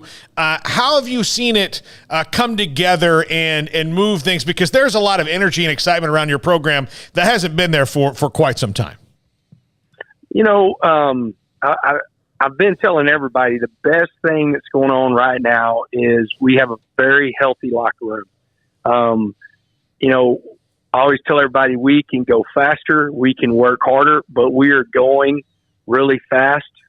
We are working really hard. The best thing, though, is where we could take it to the next level is everybody's going in the same direction. We have the guys have bought in. They believe in what we're doing. And so now it's just another June and July of getting stronger, understanding what we're trying to do, working that much harder, and I feel like we're going to be in good shape going into the fall. Coach, in terms of putting together your coaching staff, obviously go up-tempo and big yardage with Zach Kitley. I mean, just looking at what he was able to do at Western Kentucky with Bailey Zappi and Jared Stearns and all those guys, and then a lot of experience over on the defensive side. How do you as a coach kind of create that balance so that everything complements one another? Because we have seen times when coaching staffs on either side can kind of conflict and it doesn't work. So how do you get into kind of the particulars of that, making sure everything meshes? Well, the biggest thing, I mean, when you're saying all that, that's my job. That's to balance this out, to get everybody to understand we're going to play complementary football. The best thing whenever I knew Tim DeRuiter. I knew what I was getting. He's a guy that is has a lot of experience. He's coached in this conference. He coached, at Cal. He coached at Oregon and coached at Air Force. So you're getting a lot of experience. He's been a head coach, so that was huge for me, to be able to use him and to bounce stuff off of him. Very multiple. So a lot like the defense that I was coming from. And so I felt really good. The thing that I really loved about Zach whenever I was interviewing him, going through the process, was whenever he was talking, he goes, there's so many people because of where I come from that they just assume I'm air raid and I'm going to do this. And one of the things that I loved, and it's really kind of this high school mentality, he said, Coach, you show me the roster and we'll define here are our best players and here how we're going to win football games. And then I'm going to go score points for you. And so I was like, that's what you have to do at the high school level. You got to play with what you have and you get your best players on the field, and then, you develop this identity. And so I think, with those two guys, another thing that's great about both of them, they don't have egos. Neither one of them will try to win the spring. We never had a situation where, one guy was trying to game plan for the other guy. It was always, how can we put our stuff in? Hey, I need this from you. You need this from me. And they played off of each other. And so I think there's a really good chemistry between those guys.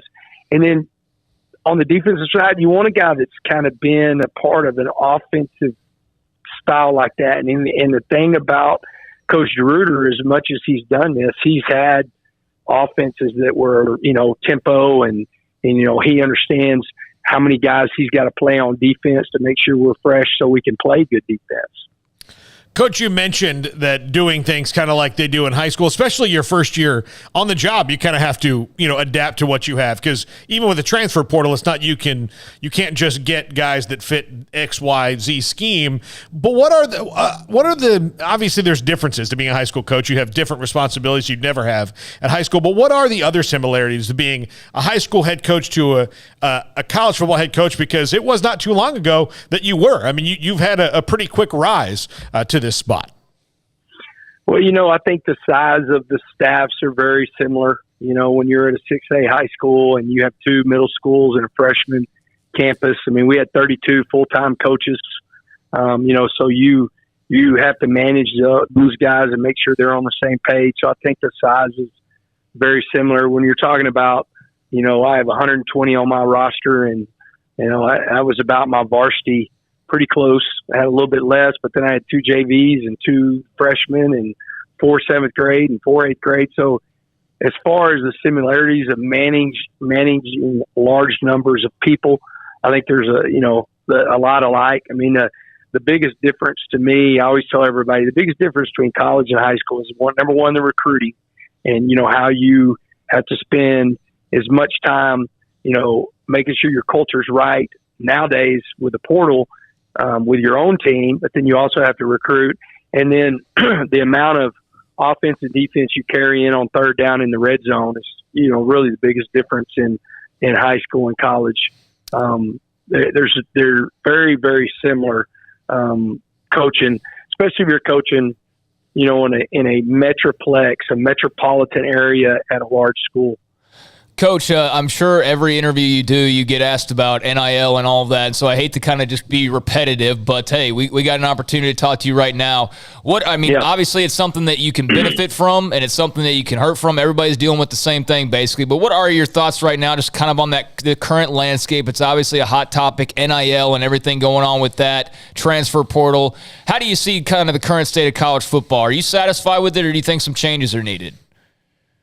Well, the biggest thing is I do believe that these players should be able to benefit from their name, image, likeness. There's no doubt. I mean, for years, there were so many guys that got in trouble. And I mean, you're talking about guys that there's a lot of universities around this country that are in really good financial shape based on what they do, also athletically.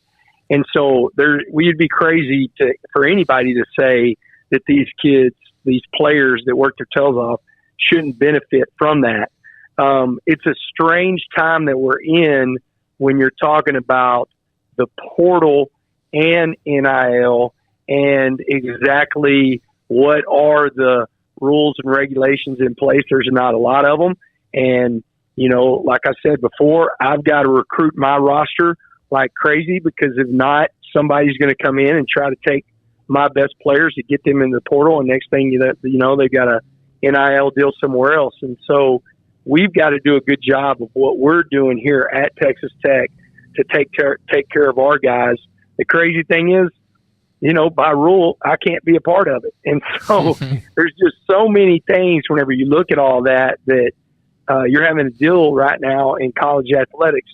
But I am not against NIL. That's the number one thing. I truly believe that these guys, what they do every single day and how they represent this university, I want them to benefit from that. The scary thing is what are the regulations and the rules and what's going to be done if somebody does break the rule. And that's the thing that's kind of unsure right now of where we're at. I was at the Big 12 meetings and it was Pac-12 and Big 10 and, somebody, don't know, I can't remember who it was, said, well, the crazy thing is it's almost like we're a pro sport with no regulations. Yeah. And that's kind of where we're at, because, I mean, I know if I'm at an NFL team, if I'm with the Cowboys or with the Saints or whatever, I know the market value of what this guy is as a free agent, but there's no, who knows, and so that to me we have to define that, what are the rules and regulations whenever it comes to both. One is not the devil and the other one's not the devil. You know what I'm saying? Yeah. Like, hey, it's crazy. I've felt this my entire life in high school and college. When a coach leaves, but a player can't, that doesn't make any sense to me. Mm-hmm. Like, a player should be able to transfer, right? And then a player should be able to make money off his name and his likeness. When you put the two together and there's no regulations or really what's going on, then you kind of have chaos of what we're dealing with right now. And again, I think a lot of experts would tell you, you really don't know what's real. You hear a lot of numbers out there, but you really don't know if that's what players are getting or anything like that. Yeah, it's awful hard to call their bluff, too, if you have nothing to do with it as well. So the other thing, Joey, I mean, some of the things, I've always thought the NCAA makes things more complicated. Wouldn't just a simple rule be, because the NFL, Major League Baseball, everything else has windows where free agency is acceptable and available, and you guys don't really have, you have this gigantic window of time where people can decide to transfer and not. Would it just be simpler if you just had two windows during the year where you could do that? That way you can budget out your time, players and coaches, even better, knowing that, look, if you're kind of thinking about transferring, here's the days, and then you can focus on that as opposed to maybe getting mad because you didn't have a great spring and jumping in the portal in the middle of it. Yeah, I think there's a couple of topics that are going in front of the committee to vote. I think it's May 18th, and I think you're going to see some of those things.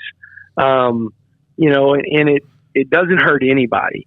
It just puts a time frame or a window around these things. And so I think there are some changes coming, not necessarily with NIL or with the portal, but to where none of that will change, except I think there's going to be some times. I think, your roster management's going to look a little bit different. And I think, we'll see. You never know what's going to be passed and what's not going to be passed. But I think you're going to see some of those things come up. I think the May 18th is the day that it's going to be voted on. Coach, you got to Tech, got off to a quick start, and you guys have just throughout these last few months built up a tremendous amount of recruiting momentum. Your 2023 class got 20 guys, and I know you can't talk about anybody specifically, but I used to live out in Lubbock. I lived out there for a couple years, so I remember Post as a stop basically between like Dallas and the last stop before I got to Lubbock, the last place to get gas and all that. But you've got players from Post and Clarendon and Wichita Falls and so on and so forth, Amarillo, that are all committed to you. As West Texas, I know that you've recruited out there and others like pick guys out there on occasion, but is there kind of a hidden diamond in the rough perhaps in West Texas? Does that area get enough attention as far as the talent level goes? Well, one of the biggest things, and I shared this with the interview committee whenever I came, was like, just take the 2022 class, and there was, I think, 10 or 11 Power 5 guys, that were going different places. The fastest kid in the state of Texas coming out of his junior year was here in West Texas. And so we recruit West Texas as its own state. We have every one of my coaches has a piece of West Texas. And what we want to make sure we're doing is we're keeping West Texas kids here in West Texas that are supposed to be playing at Texas Tech. And so my guys, somebody might have Abilene in that area, and then maybe Fort Worth and the Arlington area, something like that. And so everybody has a piece of West Texas, and everybody has a piece of Texas in other areas. And so that's really, I think, how we've been able to, find some of these guys, how we've been able to, if you think about it, I tell everybody, we're the Dallas Cowboys. If you're a West Texas kid, you've grown up, the football you've been around and come to see are the Red Raiders and dream to be in red and black. And so we want to make sure those guys that have been out here and this is where they really grew up in football, that they stay here, that their dreams come true, that they get to play for this great university. So what do you do? And now you're the head coach. You get maybe a little bit more perks than that, but what do you do? Because there's a lot of driving out there in West Texas, Joey.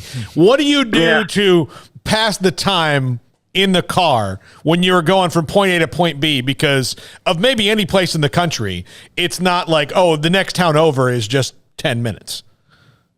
Well, I have a great Rodney Allison. In fact, he's going in the Hall of Fame We tomorrow. just had him on the show the other day. Yeah. Yeah, that's my dude, man. He's incredible. So he's head of our Letterman's Association.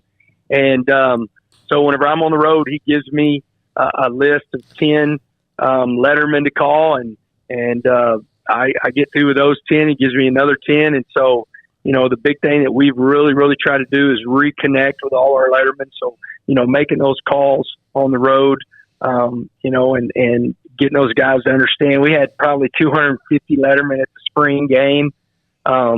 Just trying to reconnect this university with everybody, and they're really proud. And at different times, I went through that, being there, that you kind of have I don't want to say splintered, but you have a fan base that's been a part of different eras. And all of a sudden there's a split there and you kind of have to reconnect. And so my job is to make sure we reconnect all the Red Raiders. And so I make a lot of phone calls whenever I'm driving from different places out here. Coach, last weekend, the NFL Draft, Texas Tech had a couple guys selected, but your former school also had a record number. I know that you coached a lot of those guys or around a lot of those guys, the Jalen Petries and Terrell Bernards. What was that like for you to see dreams come true and to see those guys getting selected highly and going good teams as well? I mean, you saw a lot of their journey. What's it like to see this next chapter? Well, man, it was incredible besides Jalen because he was already, he was the one commit. The other guys, I sit in every one of their houses. Every single one of those kids, I was a part of recruiting and sitting in their homes. And the thing with like Petrie and Terrell and Ebner, those guys, I mean, they came in with Garrett. They were all part of that same class. And so I know them even better. In fact, Petrie and Terrell came out and visited us. Yeah. And hung out with us for a couple days. And it was incredible to see. I'll never forget. I will never forget. And this is honestly, I always tell everybody, what I learned from Matt Rule and Dave Aranda is invaluable. But I will never forget Matt Rule. I'm sitting at IHOP and he is interviewing me and he's giving me this, here's what we're going to look like. And in 3 years, we're going to do this.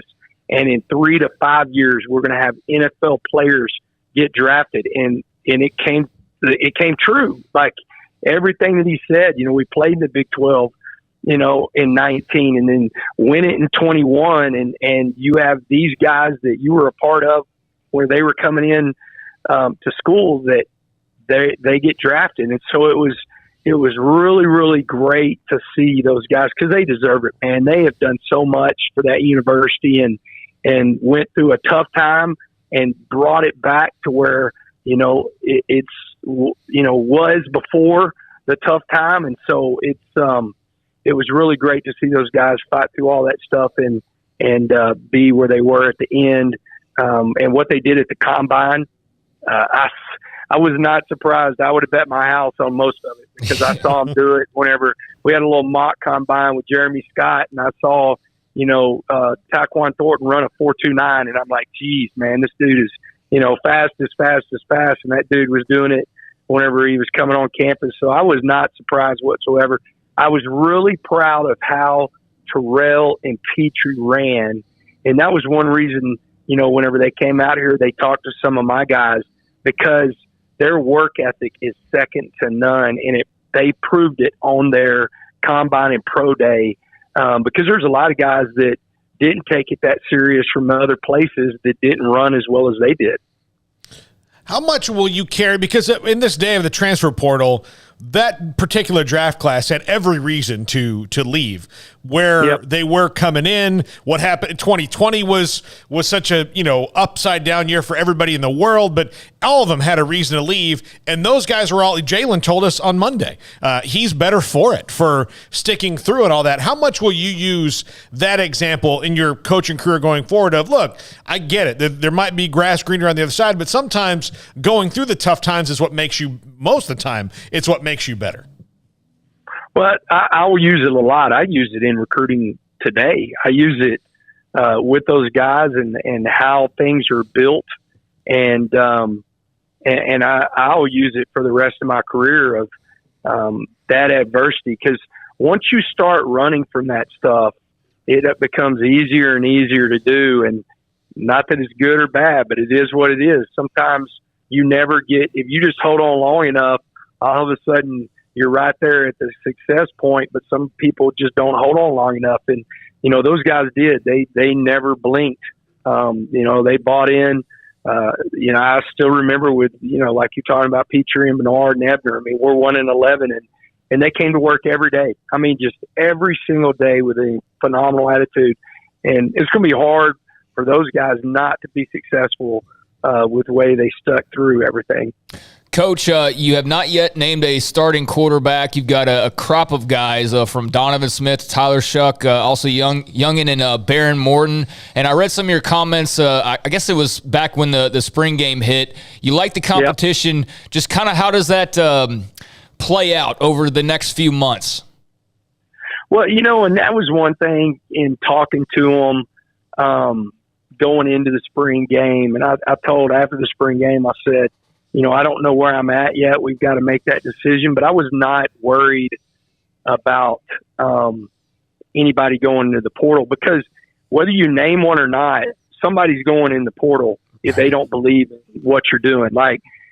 You can name one, but if you don't name one and somebody feels like they should be named, then they're going to get in the portal. And so I felt my guys understood where we were coming from. This is a year one putting in this offense. And, I felt like we had very balanced snaps throughout spring, and they all did well on days, and they all had days that they could have done better. And so it was one of those deals of like, who's going to take it? If it's not, how do we go through this and manage this? And I told them, I said, guys, I totally understand. If one of you want to transfer, because I'm not ready to name it, I get it. I totally get it. Do what you need to do. But I feel good about this room that we go compete. I think a little bit of it with us was two of them played and had to play last year. Mm-hmm. And so they kind of see that in that situation, and I'm not going to say that we're going to be a team that rotates every series or anything like that, but we're going to play a couple quarterbacks in a game. I mean, Donovan Smith, if he doesn't win it out, the guy's 240 pounds. I mean, in the red zone, he's a mismatch in the quarterback run game, and he's proven that he throw the ball because he threw it for 300 yards against Iowa State's defense and 300 yards, I believe, against Mississippi State's defense. So he can go out and win games. And so it was so even. And I told them, if somebody doesn't take it, then we've got to carry this into fall camp. And they felt good about it. None of them blinked, but I could totally understand. And I imagine there's people that named quarterbacks and somebody jumped in the portal, but I imagine there's guys out there that didn't and somebody still jumped in the portal. I mean, it's just more than anything, that's the nature of the beast in that position, because, you're pretty much going to play with one and some guys that's probably forever been that one position that's transferred the most in, the history of college football. You mentioned how much that your locker room was together. How important was it for post-bowl game? Of course, you guys won the bowl game. To carry that through, that you felt that momentum of these guys are believing in. And again, it had to be a lot different than coming off a bowl win than going into a team that was 3-9 to have some confidence going in.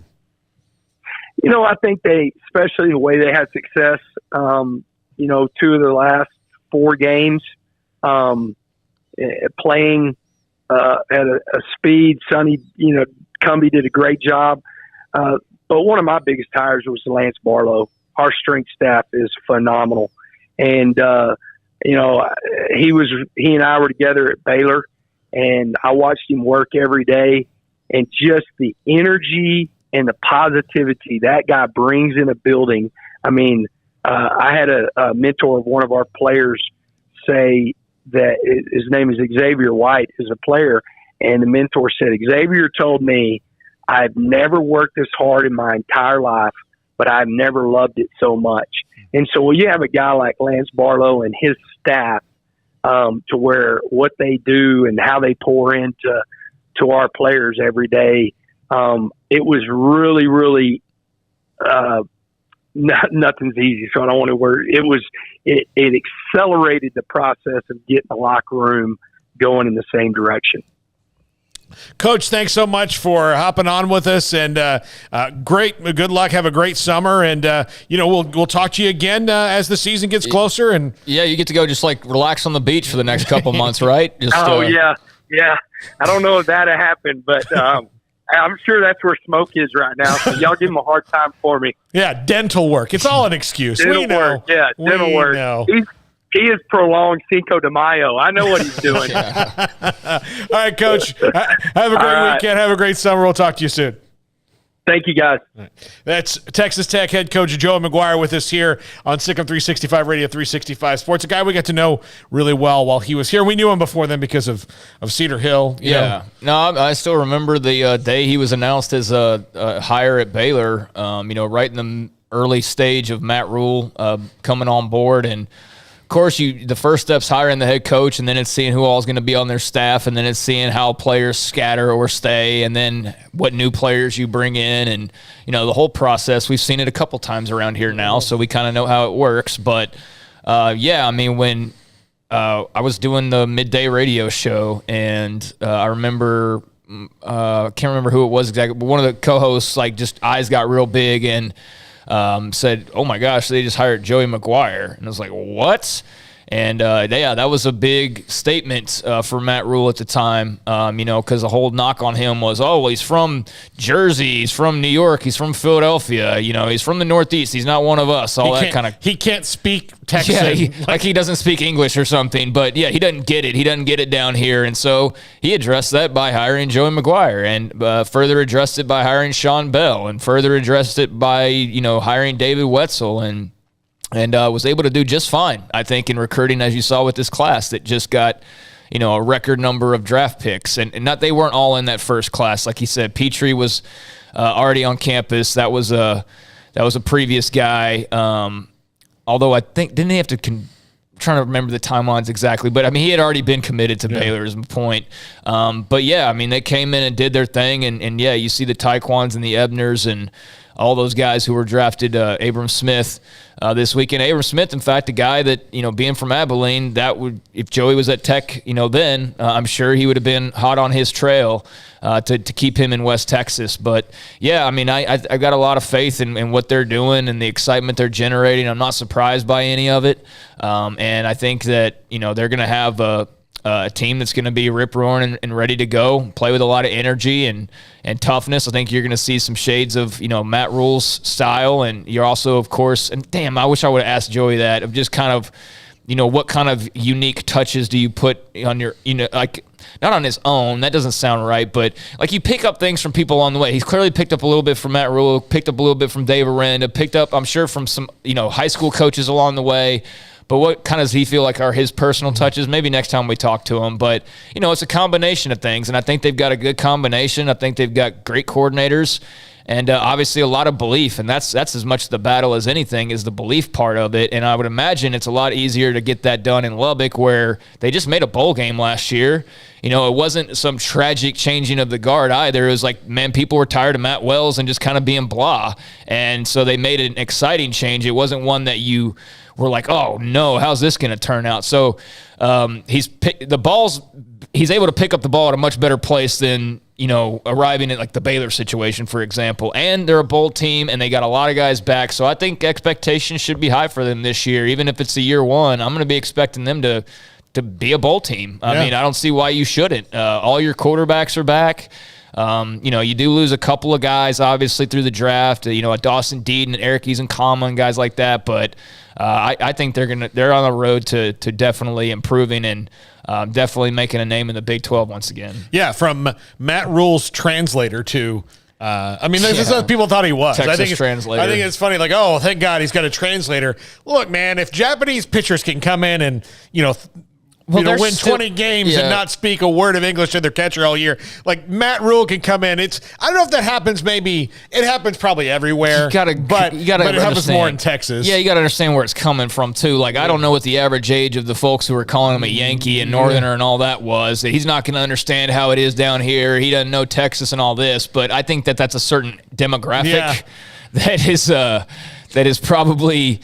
Never going to change that opinion, but that was certainly not a concern for me. I mean, you do want to have Texas ties, but once he hired Bell and Wetzel and then McGuire as well, I think McGuire first, that was all I needed to see. I knew he was going to be just fine, and it's just football at the end of the day. How can I trust a guy who's never had chicken fried steak? Yeah, I mean whatever your thoughts are, but hey, look how that turned out, and then there was, I'm sure there was some crossover with the people who, I wasn't blown away by Dave Aranda's first press conference at Baylor. I couldn't hear it. He was talking so softly, I couldn't even hear it. But, I know there were a lot of people early on like, he doesn't have the personality. And I'm sure there were some people who were in both of those camps. And we know the end results, or at least the results that we have now. Matt Rule worked out just fine. And Dave Aranda's working out really well as well. So, again, winning the press conference is only important for about 6 hours. Yeah. I mean, that's it. And then after that, you got to go to work, and I think Joey McGuire, he clearly won his press conference. I think you're showing now he's going to work. I do think they're going to beat some teams that they didn't beat last year, for sure. Yeah. And, we'll see. Look, the Texas Tech game was close again. That's it was. Rivalry here. It was a missed Jonathan Garibay long field goal from going to overtime, I believe. Or would that have been a tied? Yeah. They got fortunate and, won that game, and then obviously were able to find themselves in the Big 12 title game. So glad that worked out the way that it did, because it worked out really well for Baylor and ended in like the most magical last 6 weeks of a season you could have drummed up outside of winning a national championship. You mean Cowboys kicker this year, Jonathan Garibay? Because that looks like that's going to happen. We'll take a break right here. We'll come back. Last segment of the show before the top 5 at 5:55. This is Sikkim 365 Radio, 365 Sports. Riverbend Liquor and Wine, Lakeshore Drive and North 19th Street. Hey, it's the weekend. I am probably going to swing by there tomorrow at some point because I've got a buddy of mine throwing a barbecue. He's going to go get him a nice bottle of whiskey as a gift for, welcoming me into his home. And then hopefully he and I will open it and share some. And then it works out for both of us. And if you're a fan of Texas whiskeys, that's the place to go in Waco is Riverbend Liquor and Wine, Lakeshore Drive and North 19th Street. TX, Balcones, Garrison Brothers, Devil's River, so many different ones that they have. And look, just more than Texas, but if you are into bourbons or you're into whiskeys, that's what they've got there. Great craft beers as well. Hey, it's the summertime. We're a few weeks away from Memorial Day. They got some probably great shandies in there as that starts to go around as their craft beers. Great stuff at Riverbend Liquor and Wine, Lakeshore Drive and North 19th Street. Find out more on Facebook and Instagram. At Allen Samuels in Waco, we're committed to taking care of our customers, and that means having as much new inventory on hand for you to choose from. During the Memorial Day sales event, shop our large selection of 2022 cars, trucks, and SUVs to find the vehicle that's right for you. Need maintenance or repair? Let our skilled technicians take care of your vehicle, and we'll get you back on the road safer than before. We're not here just to sell you one car. We're here for the long haul. Allen Samuels in Waco. Come by. Let's be friends. From the first workout to the last practice, sports is an incredible and rewarding challenge. Hi, this is Dan Ingham with the First National Bank of Central Texas, and we're proud to support each athlete, every parent, and our educators. From families, small businesses, to the biggest industry, we're here to help. With remarkable products like our free First mobile app, we've got banking ideas that fuel big dreams. That's the First National Bank of Central Texas. Familiar faces making local decisions. Member FDIC, Equal Housing Lender. You want to know why Stonewood Dental is so successful? Listen to what happy customers have to say. pleasant. It's different than any other dentist office. I really feel like they care. And it's not that you're here for 2 hours waiting on someone to take care of you. It's quick and easy, and I bring my kids, and my kids love being here too. They really love the treasure box. Staff is really nice and accommodating, real friendly.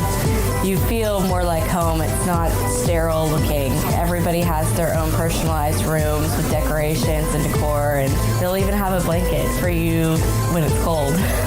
I've recommended people to actually come here, and they are patients now. I really love it here. It feels like family. Learn more, stonewood-dental.com. Parenting is full of surprises. You never know what to expect. So after our son was born, I called my Texas Farm Bureau insurance agent to set up a life insurance policy in case something happened to me. Sawyer is now 2. And we'll soon have a sister. There's no one else I would trust with protecting my family. Stop by and see our agents at one of our 3 McLennan County locations.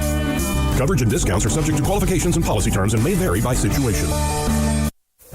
Stepping into the boots of a U.S. Army officer can add confidence and leadership skills to your son or daughter's career path. See all the things they can achieve in our boots at GoArmy.com. U.S. Army Waco Recruiting Company, 254-598-8131 or 254-776-1543.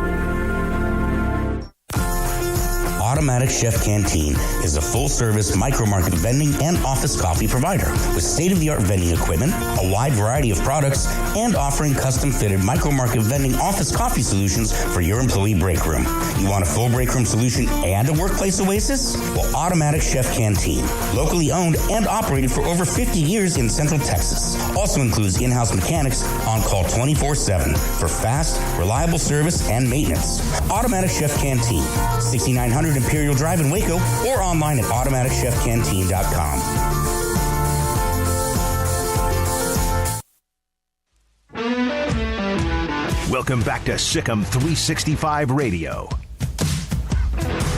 Are you a Sikkim 365 super fan? Then try out our premium subscriptions at Sikkim365.com. Welcome back, Sikkim 365 Radio, 365 Sports. Paul Catalina, Craig Smoak, Armstrong Sims, Emery Winter. Jack McKenzie had the day off today. Hard-earned day off. Armstrong continues to tell me information that's going to make my life harder. And doesn't care, Craig. Just doesn't care that when he makes decisions, they don't affect just him. Yeah, I don't even know what you're talking about. So just here's the deal. Every time I get news about Armstrong's engagement, it makes my life harder. Oh, just does. Okay. Just going to say. Because I'll get asked a question about it, and I can't, lie about it because that's even worse. So then I have to say things, and then I get lectured about how much older I am than Armstrong, and he could be your son, and he's already made these strong life decisions, and you haven't. It's just, but he doesn't care. He's only in it for himself. And it's not. As far as the decision to get engaged, there's 2 people that matter in that decision. Only in it for you. And that's all I'm saying. I hate to break it to you, Paul. You did not come into the calculation. I know. When I decided to get engaged. It's just, it hurts, and it will never stop hurting. But, I'm sorry. Yeah. No, I'm not. Yeah, you're not. You're not sorry. I'm not sorry. You're not sorry. So thanks to Matt Dowdy at Texas Tech for setting that up. There's one question I wanted to ask Joey, and I'll wait till I would imagine we'll probably talk to him at Big 12 Media Days. But we asked him about NIL transfer portal, and if there was one thing that I think probably kind of rubbed Baylor fans the wrong way was the timing of his departure, because you got to remember when after he left, that was right after the TCU game, right? Yeah, and they had just had this awful loss where all this scuttlebutt was going on. And then he left right after that. And then 3 weeks later, they had to play Tech. And then 3 weeks later, they played Tech. Yeah. And he wasn't on the sidelines, but he was around. Yeah. And, I would think he probably gave a tip or two, or somebody related to probably, I don't know that, but, you would just assume. But point being, I would like to know his thoughts because we asked him about NIL and all that, but the coaching necessity for someone like him in that position to have to go when he did, to just simply because of recruiting.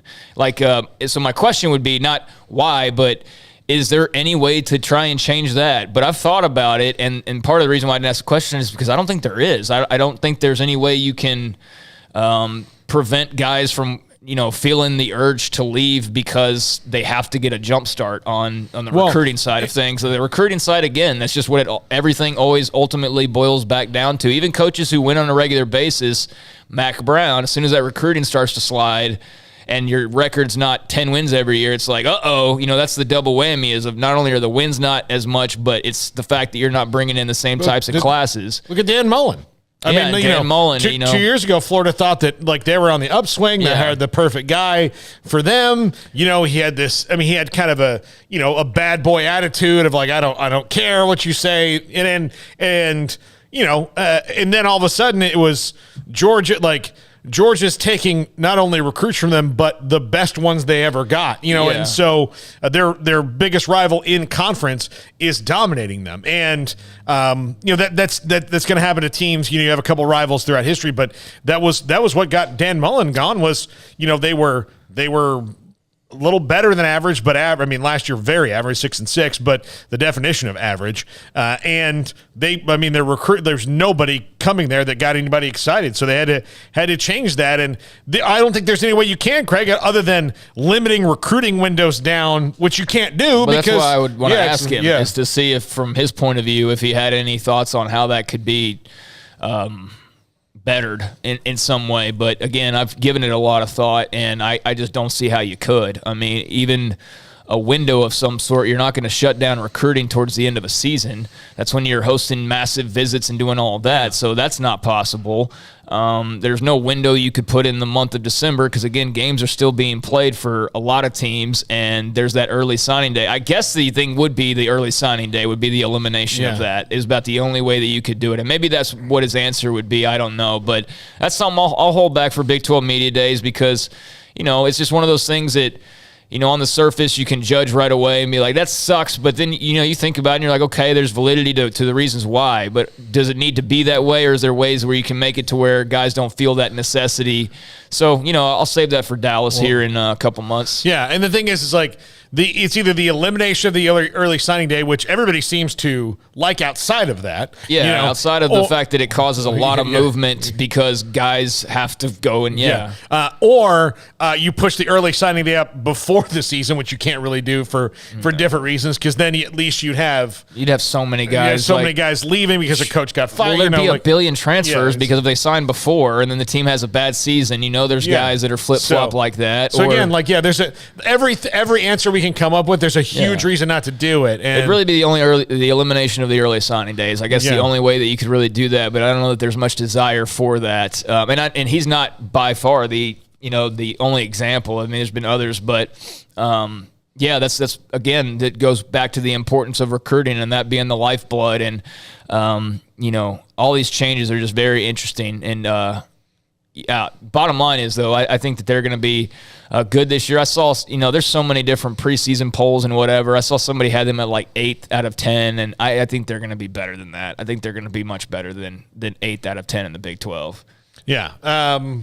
So I think they will be. But again, how do you cannot curtail these things anymore. It's just, there's too many other rules that counteract it, and again, I like the early signing period just because I like most of it being done before February. I don't like that. I think where I got lost in recruiting, which I don't care for it, as you know, Craig, was that month between the bowl games and signing day where it's just a lot of nonsense. Well, you care for it when Florida State lands the guy. You just don't care for the minutia of it all. But you definitely get excited when people go to Florida State. We all do. But yeah, as far as the day-to-day of it, that's not something that I have a ton of interest in. Is the whims of 17 and 18-year-old kids, going through their visits and all that. It's fascinating to kind of see the processes, but I won't get super caught up in it. But, it's definitely something that you got to pay attention to and something that matters greatly to every program. You don't get recruits, you don't typically have very good football teams, and there are certain teams that can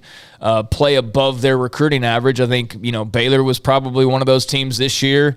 Maybe a Cincinnati. I don't know the recruiting rankings off the top of my head, from 4 years ago, but they're not the end-all be-all, but they're a lot of the all at the same time. And, I don't know how you would do that, because I don't think the early signing day is going anywhere either. Yeah, I mean, it's just going to be there. I mean, they could move it, they could split the difference maybe. Have one signing day that's not in February and not December and sometime in January, but, I don't know what that really changes. Maybe you can tread water if you're a school not hiring a coach for a couple more weeks, but ultimately, the other thing is, a lot of times a coach is getting fired week 4, so the recruiting is already behind the 8 ball by the time you fire him in week 8, because things are going so badly then. There's no, very rarely does it come up out of the blue and a guy gets fired. Most of the time there's a build to it. So what's going to happen before it happens. All right, we'll take I really enjoyed that. It was good talking to Joey, and I do think they've got big, bright things ahead. And, a lot of other former Baylor staffers that are out there now, and they were former Temple staffers and former whatever staffers before that. But, that's a good group out there, and they're going to recruit well, and I'm sure they'll play well, and it'll be fun to see that get started. And, all of that jazz here in about 4 months from now, about 4 months. Yeah. Yep. All right, we'll take a break right here. When we come back, the top 5 at 5:55. This is Sick 'em 365 Radio, 365 Sports. Baylor University is where lights shine bright. So, let there be light. Let there be roommates and teammates, scholarship and championships. Let there be fresh starts and new traditions, fast friendships and lasting impacts. Let there be laughter. Let there be joy. Let there be light. Baylor University, where lights shine bright.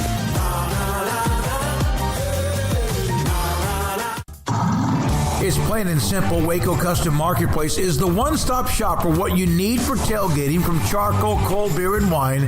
And, of course, customize your order with brisket, tri-tip, sausage, wings, smoked pork tenderloin, country-style or pork spare ribs, marinated beef and chicken fajita meat, ground beef and chili, meat, hot dogs, and burgers, buns, seasoning, sauces, chips. There's fresh baked bread and kolaches every day, breakfast sausage links. And you can also customize your favorite cut of steaks from select, choice, or prime, bacon wrap fillets, ribeyes, New York strip, sirloin, T-bone, and porterhouse. Full service butcher shop includes pork, poultry, beef, chicken, and seafood, serving Waco restaurants and families since 1940. Your one-stop shop for beef, pork, poultry, and seafood needs. Waco Custom Marketplace, 425 Lake Air Drive, or WacoCustomMarketplace.com.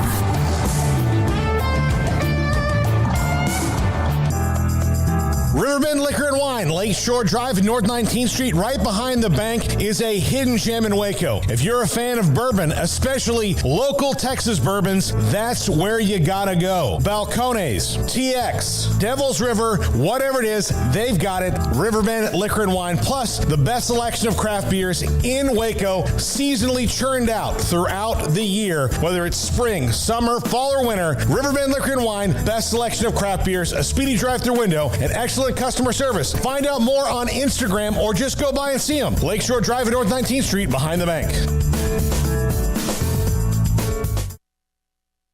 Brad Boozer, Boozer's Jeweler, joins us on Sick 'em 365 Radio. I've seen people walk in there. First of all, you have so much to show, whether necklaces, bracelets, rings. You have the watches. You have numerous great watches as well. You really have pretty much everything, don't you, when it comes to jewelry? That's correct. Kind of a one-stop shop and all. And the fact that we have the 2 jewelers on staff, the repairs we can do, the fixing of your jewelry, and the remaking of any jewelry has really set us apart from anybody else. You want to know why they're successful? Brad Boozer, the owner of Boozer's Jewelers on the corner of Valley Mills and Lake Air in Waco. With so many companies and policies out there, it gets so confusing shopping for insurance, and I never know if I'm getting the policy that's right for me. Luckily, I met the team at the Niche Group Insurance Agency. With the Niche Group, you can go to one company and get access to coverage options from many insurance carriers, and you get to speak to a real person about your specific coverage needs. With the Niche Group, I know I'm getting the right coverage at the right price. If you need insurance, talk to the experts at the Niche Group at 1-800-258-8302. One size fits all. That may be all right for an adjustable belt or cheap sunglasses, but when it comes to your financial needs, no one wants a one-size-fits-all strategy. Ben Erlinson, your Edward Jones financial advisor, knows that his most important goals are yours. That's why he takes the time to understand your needs, knowing you. That's how Edward Jones makes sense of investing. Ben Erlinson, 100 North 6th Street in Waco, 254-759-8533. Edward Jones, member SIPC.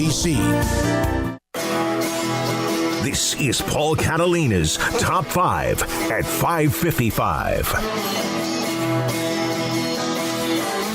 Welcome back, Second 365 Radio 365 Sports. Thanks to everybody who's been a part of the chat, texts, and everything today. Of course, thank you to, we got word on Smokey. He did take a nap. So, in case anybody was wondering, he did get a good nap. So that's good. And as you get older, you learn to appreciate naps much more. I'm often mad at my younger self for not wanting to take them. That was a stupid decision. Naps are great and never bad. All right, top 5 names to watch in college football in 2022. These are some guys that a little off the radar, a little not, but not the ones, you hear it all about, Bryce Young and Jackson Smith and Jigba and C.J. Stroud and Will Anderson. I wanted to go through some names that are on the rise, some that are transferred into school, some that you'll see because they're the next wave in college football. Number 5, Nolan Smith, linebacker at Georgia. This is a guy who had 3.5 sacks last year, 10 tackles for loss, really good player, and now with 8 guys from his defense gone, has to be one of the leaders who steps up. Fantastic player, probably be Georgia's second or third draft pick next year, and he's one that we're going to hear a lot about this year. So what is this list again? These are guys that are maybe not as talked about that are going to be stars, I think, in 2022. Okay. He's probably going to be one. Ringo as well from that defense would be a good candidate. Jalen Colbert, the defensive tackle. Yeah, all 11 of their starters, basically. It's the Georgia defense. So, they're going to be loaded again, and he'll be one of the headliners for sure. Number 4, Will Levis, quarterback, Kentucky. When was the last time we talked about a quarterback from Kentucky being a potential first-round draft pick next year? But he's a guy who had a great season. Mark Stoops continued to do a great job this last year. Now he loses Wan'Dale Robinson, his best wide receiver, best playmaker, drafted by the Giants, but they only had 3 losses, Kentucky, last year. This is a team who, returning their starting quarterback, I think could continue to make a lot of noise, especially if he can repeat the performance he had last year and even just slightly improve on it. Yeah, it's been impressive what Stoops has done there. That's not a program that I really paid too much attention to.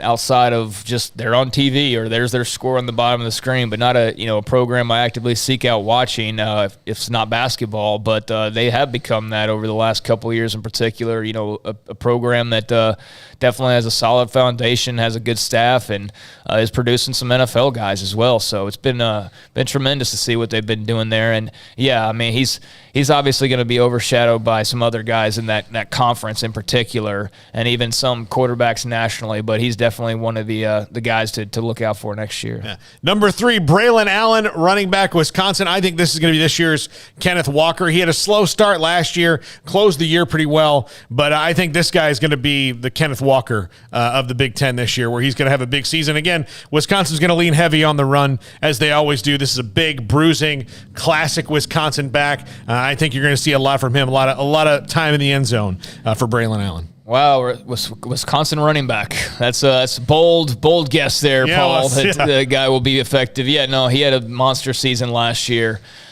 Big numbers, and I would imagine he'll have even bigger numbers, which is kind of hard to imagine. What's he going to have, 18 touchdowns or 16 touchdowns? He's going to run for 2,500 yards. already had, like I said, great production. But, Wisconsin and whoever's next up at running back is usually a safe choice. Yeah. But probably not as talked about because Wisconsin had such an up and down year last year. Yeah, I know they had with the quarterback issues in the beginning, and but they closed pretty strong. Yeah. And he's not next up as in, like brand new. Obviously, he's played a bunch, but just next up as far as overshadowed by other guys in his conference. Sure, too, so, yeah. Number 2, a guy you've talked about a lot, Craig, Isaiah Nayor at Texas. Look, he is. He's going to be over Bijan Robinson, Xavier Worthy, and of course Quinn Ewers and all that of people on that offense. But he's one who. He has a ton of production transferring in, and I think a great fit for what Sark wants to do on offense. And depending on who the quarterback is, it's probably Quinn Ewers. But there's no way it's not. There's no way it's not Quinn Ewers. Yeah, and if it's not Quinn Ewers, the only thing would be, and I don't even want to mention it, would be a medical thing, and I don't even want to wish that on anybody. No. That's the only way he's not the starting quarterback. I just can't imagine another scenario where he's not the starting quarterback. Yeah, you don't go out and do what you did to get that guy. But I think because of all the other weapons they have on offense, we're going to say Isaiah Nayor's name a lot, and probably more of the possession receiver, even though he's a big play guy, but can go get some stuff. He can pretty much do whatever. Yeah. 12 touchdowns last year. I watched him quite a bit, or at least followed him quite a bit because he played at Wyoming, but he's from Texas originally. So with the Earl Campbell Award, I pay attention to all the Texas guys around college football and offense, and especially the skill guys. And he was certainly one of the highlights last year. I figured he was probably going to end up in the transfer portal because of the year that he had, and sure enough, he did, and was committed to Tennessee, I believe, originally, and then flipped to Texas. But, yeah, I like that pickup a lot. I don't know if there's even anything other than really rumors about Jordan Addison. I understand the coaching tie-ins with UT, but I don't know if that's like wishful thinking or if that's actually something they're pursuing. But when you've already gone out and gotten Ajayi Hall and Nayor, and you've got Xavier Worthy, and I know there's others. I think he's going to be a big part of what they do. And I don't know. Again, like the Addison thing, is that even realistic? But even if it's not, and it's just chatter, I think that Nayor is going to be definitely a big part of what they do, one way or the other. If our Addison in Texas might be like the Cowboys, just float him out there. Like I don't even know what to think of it because there is a realistic connection there with the staff, but. I don't know how much sense it makes. You'd add him if you could, but is there actually any, is it just talk on Twitter or is there actually smoke to it? That's what I don't know. Yeah. Because I'm not plugged into them, but either way, Nayor is going to be a big part of what they do. Yeah.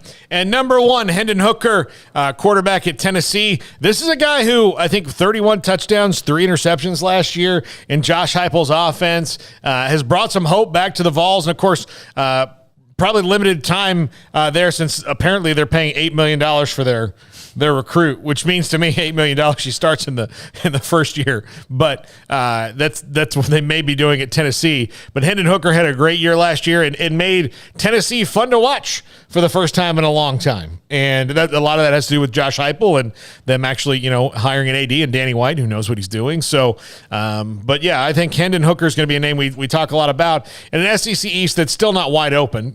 Georgia's still going to dominate it, and Florida, we'll see what they do with the first year under Billy Napier. But I do think that Tennessee could certainly make some strides in year 2 under Josh Heupel. Yeah, he was a good player. They got a lot of buzz right now, as far as the schools who, are getting, I guess, the most off-season buzz. They would be one of them, I think. Texas Tech would be one of them as well, since we just talked to Joey. And there's a few others, of course. But, no, there is belief there now, like you said, and there hasn't been that for quite some time. Heupel, so far, on the surface, appears to be a pretty good hire. I'm not really surprised by that. I think he's proven his chops, and time will tell in the long run. That SEC East now with Napier, I think him getting Florida back into contention does make that a lot more interesting for everybody, including Georgia. But they're the top dog; they'll be the ones that everybody's chasing, and rightfully so. But I'm very curious to see how Tennessee, through the portal, through recruiting, and through just another year with Heupel will turn out. But they got a good quarterback to start things off with. And look, if you look at the SEC East and the ability to ramp up facilities and NIL and all that quickly, the money outside of Georgia is at Tennessee and Florida. So those two schools are the ones. I mean, it's not going to come from South Carolina, even though they've got Spencer Rattler. I mean, they'll probably be better, but, it's not going to come from, Better be. Yeah, but I mean, it's not going to come from Vanderbilt. Like, it's going to come from Tennessee or Florida. It's not going to look as good as Kentucky's played. It's probably not going to come from them either to put pressure on Georgia. Not if in you football. if you want to knock somebody off the crown in the SEC East, it's got to be Tennessee or Florida who has to do that in Georgia. All right, that's going to do it for us. Thanks to Armstrong. Thanks to Emery. Craig Smoak. Smokey will be back on Monday. Thanks to Joey McGuire. Thanks for Matt Dowdy for setting that up. Also, thanks to Grayson Grunhafer and again to Colt McCoy as we re-rack that interview. Have a great weekend, everybody. We'll be back on Monday. Sikkim 365 Radio, 365 Sports.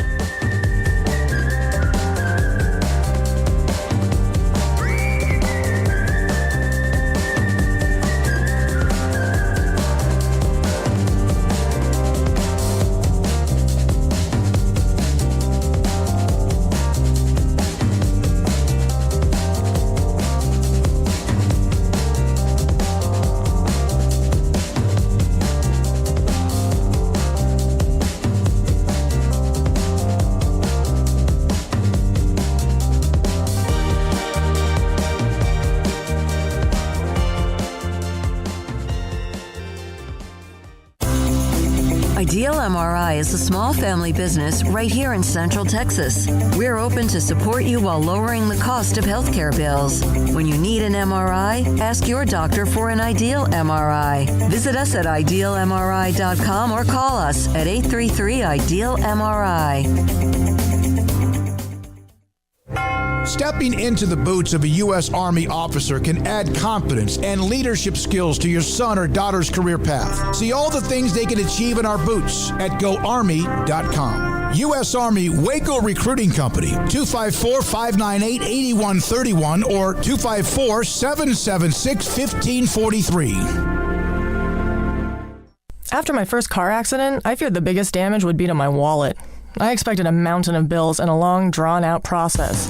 But my Texas Farm Bureau insurance agent was there when I needed her and helped me get back on my feet and in my car in no time. Instead of a hassle, I got reassurance and a quick recovery. Stop by and see our agents at one of our 3 McLennan County locations. Coverage and discounts are subject to qualifications and policy terms and may vary by situation.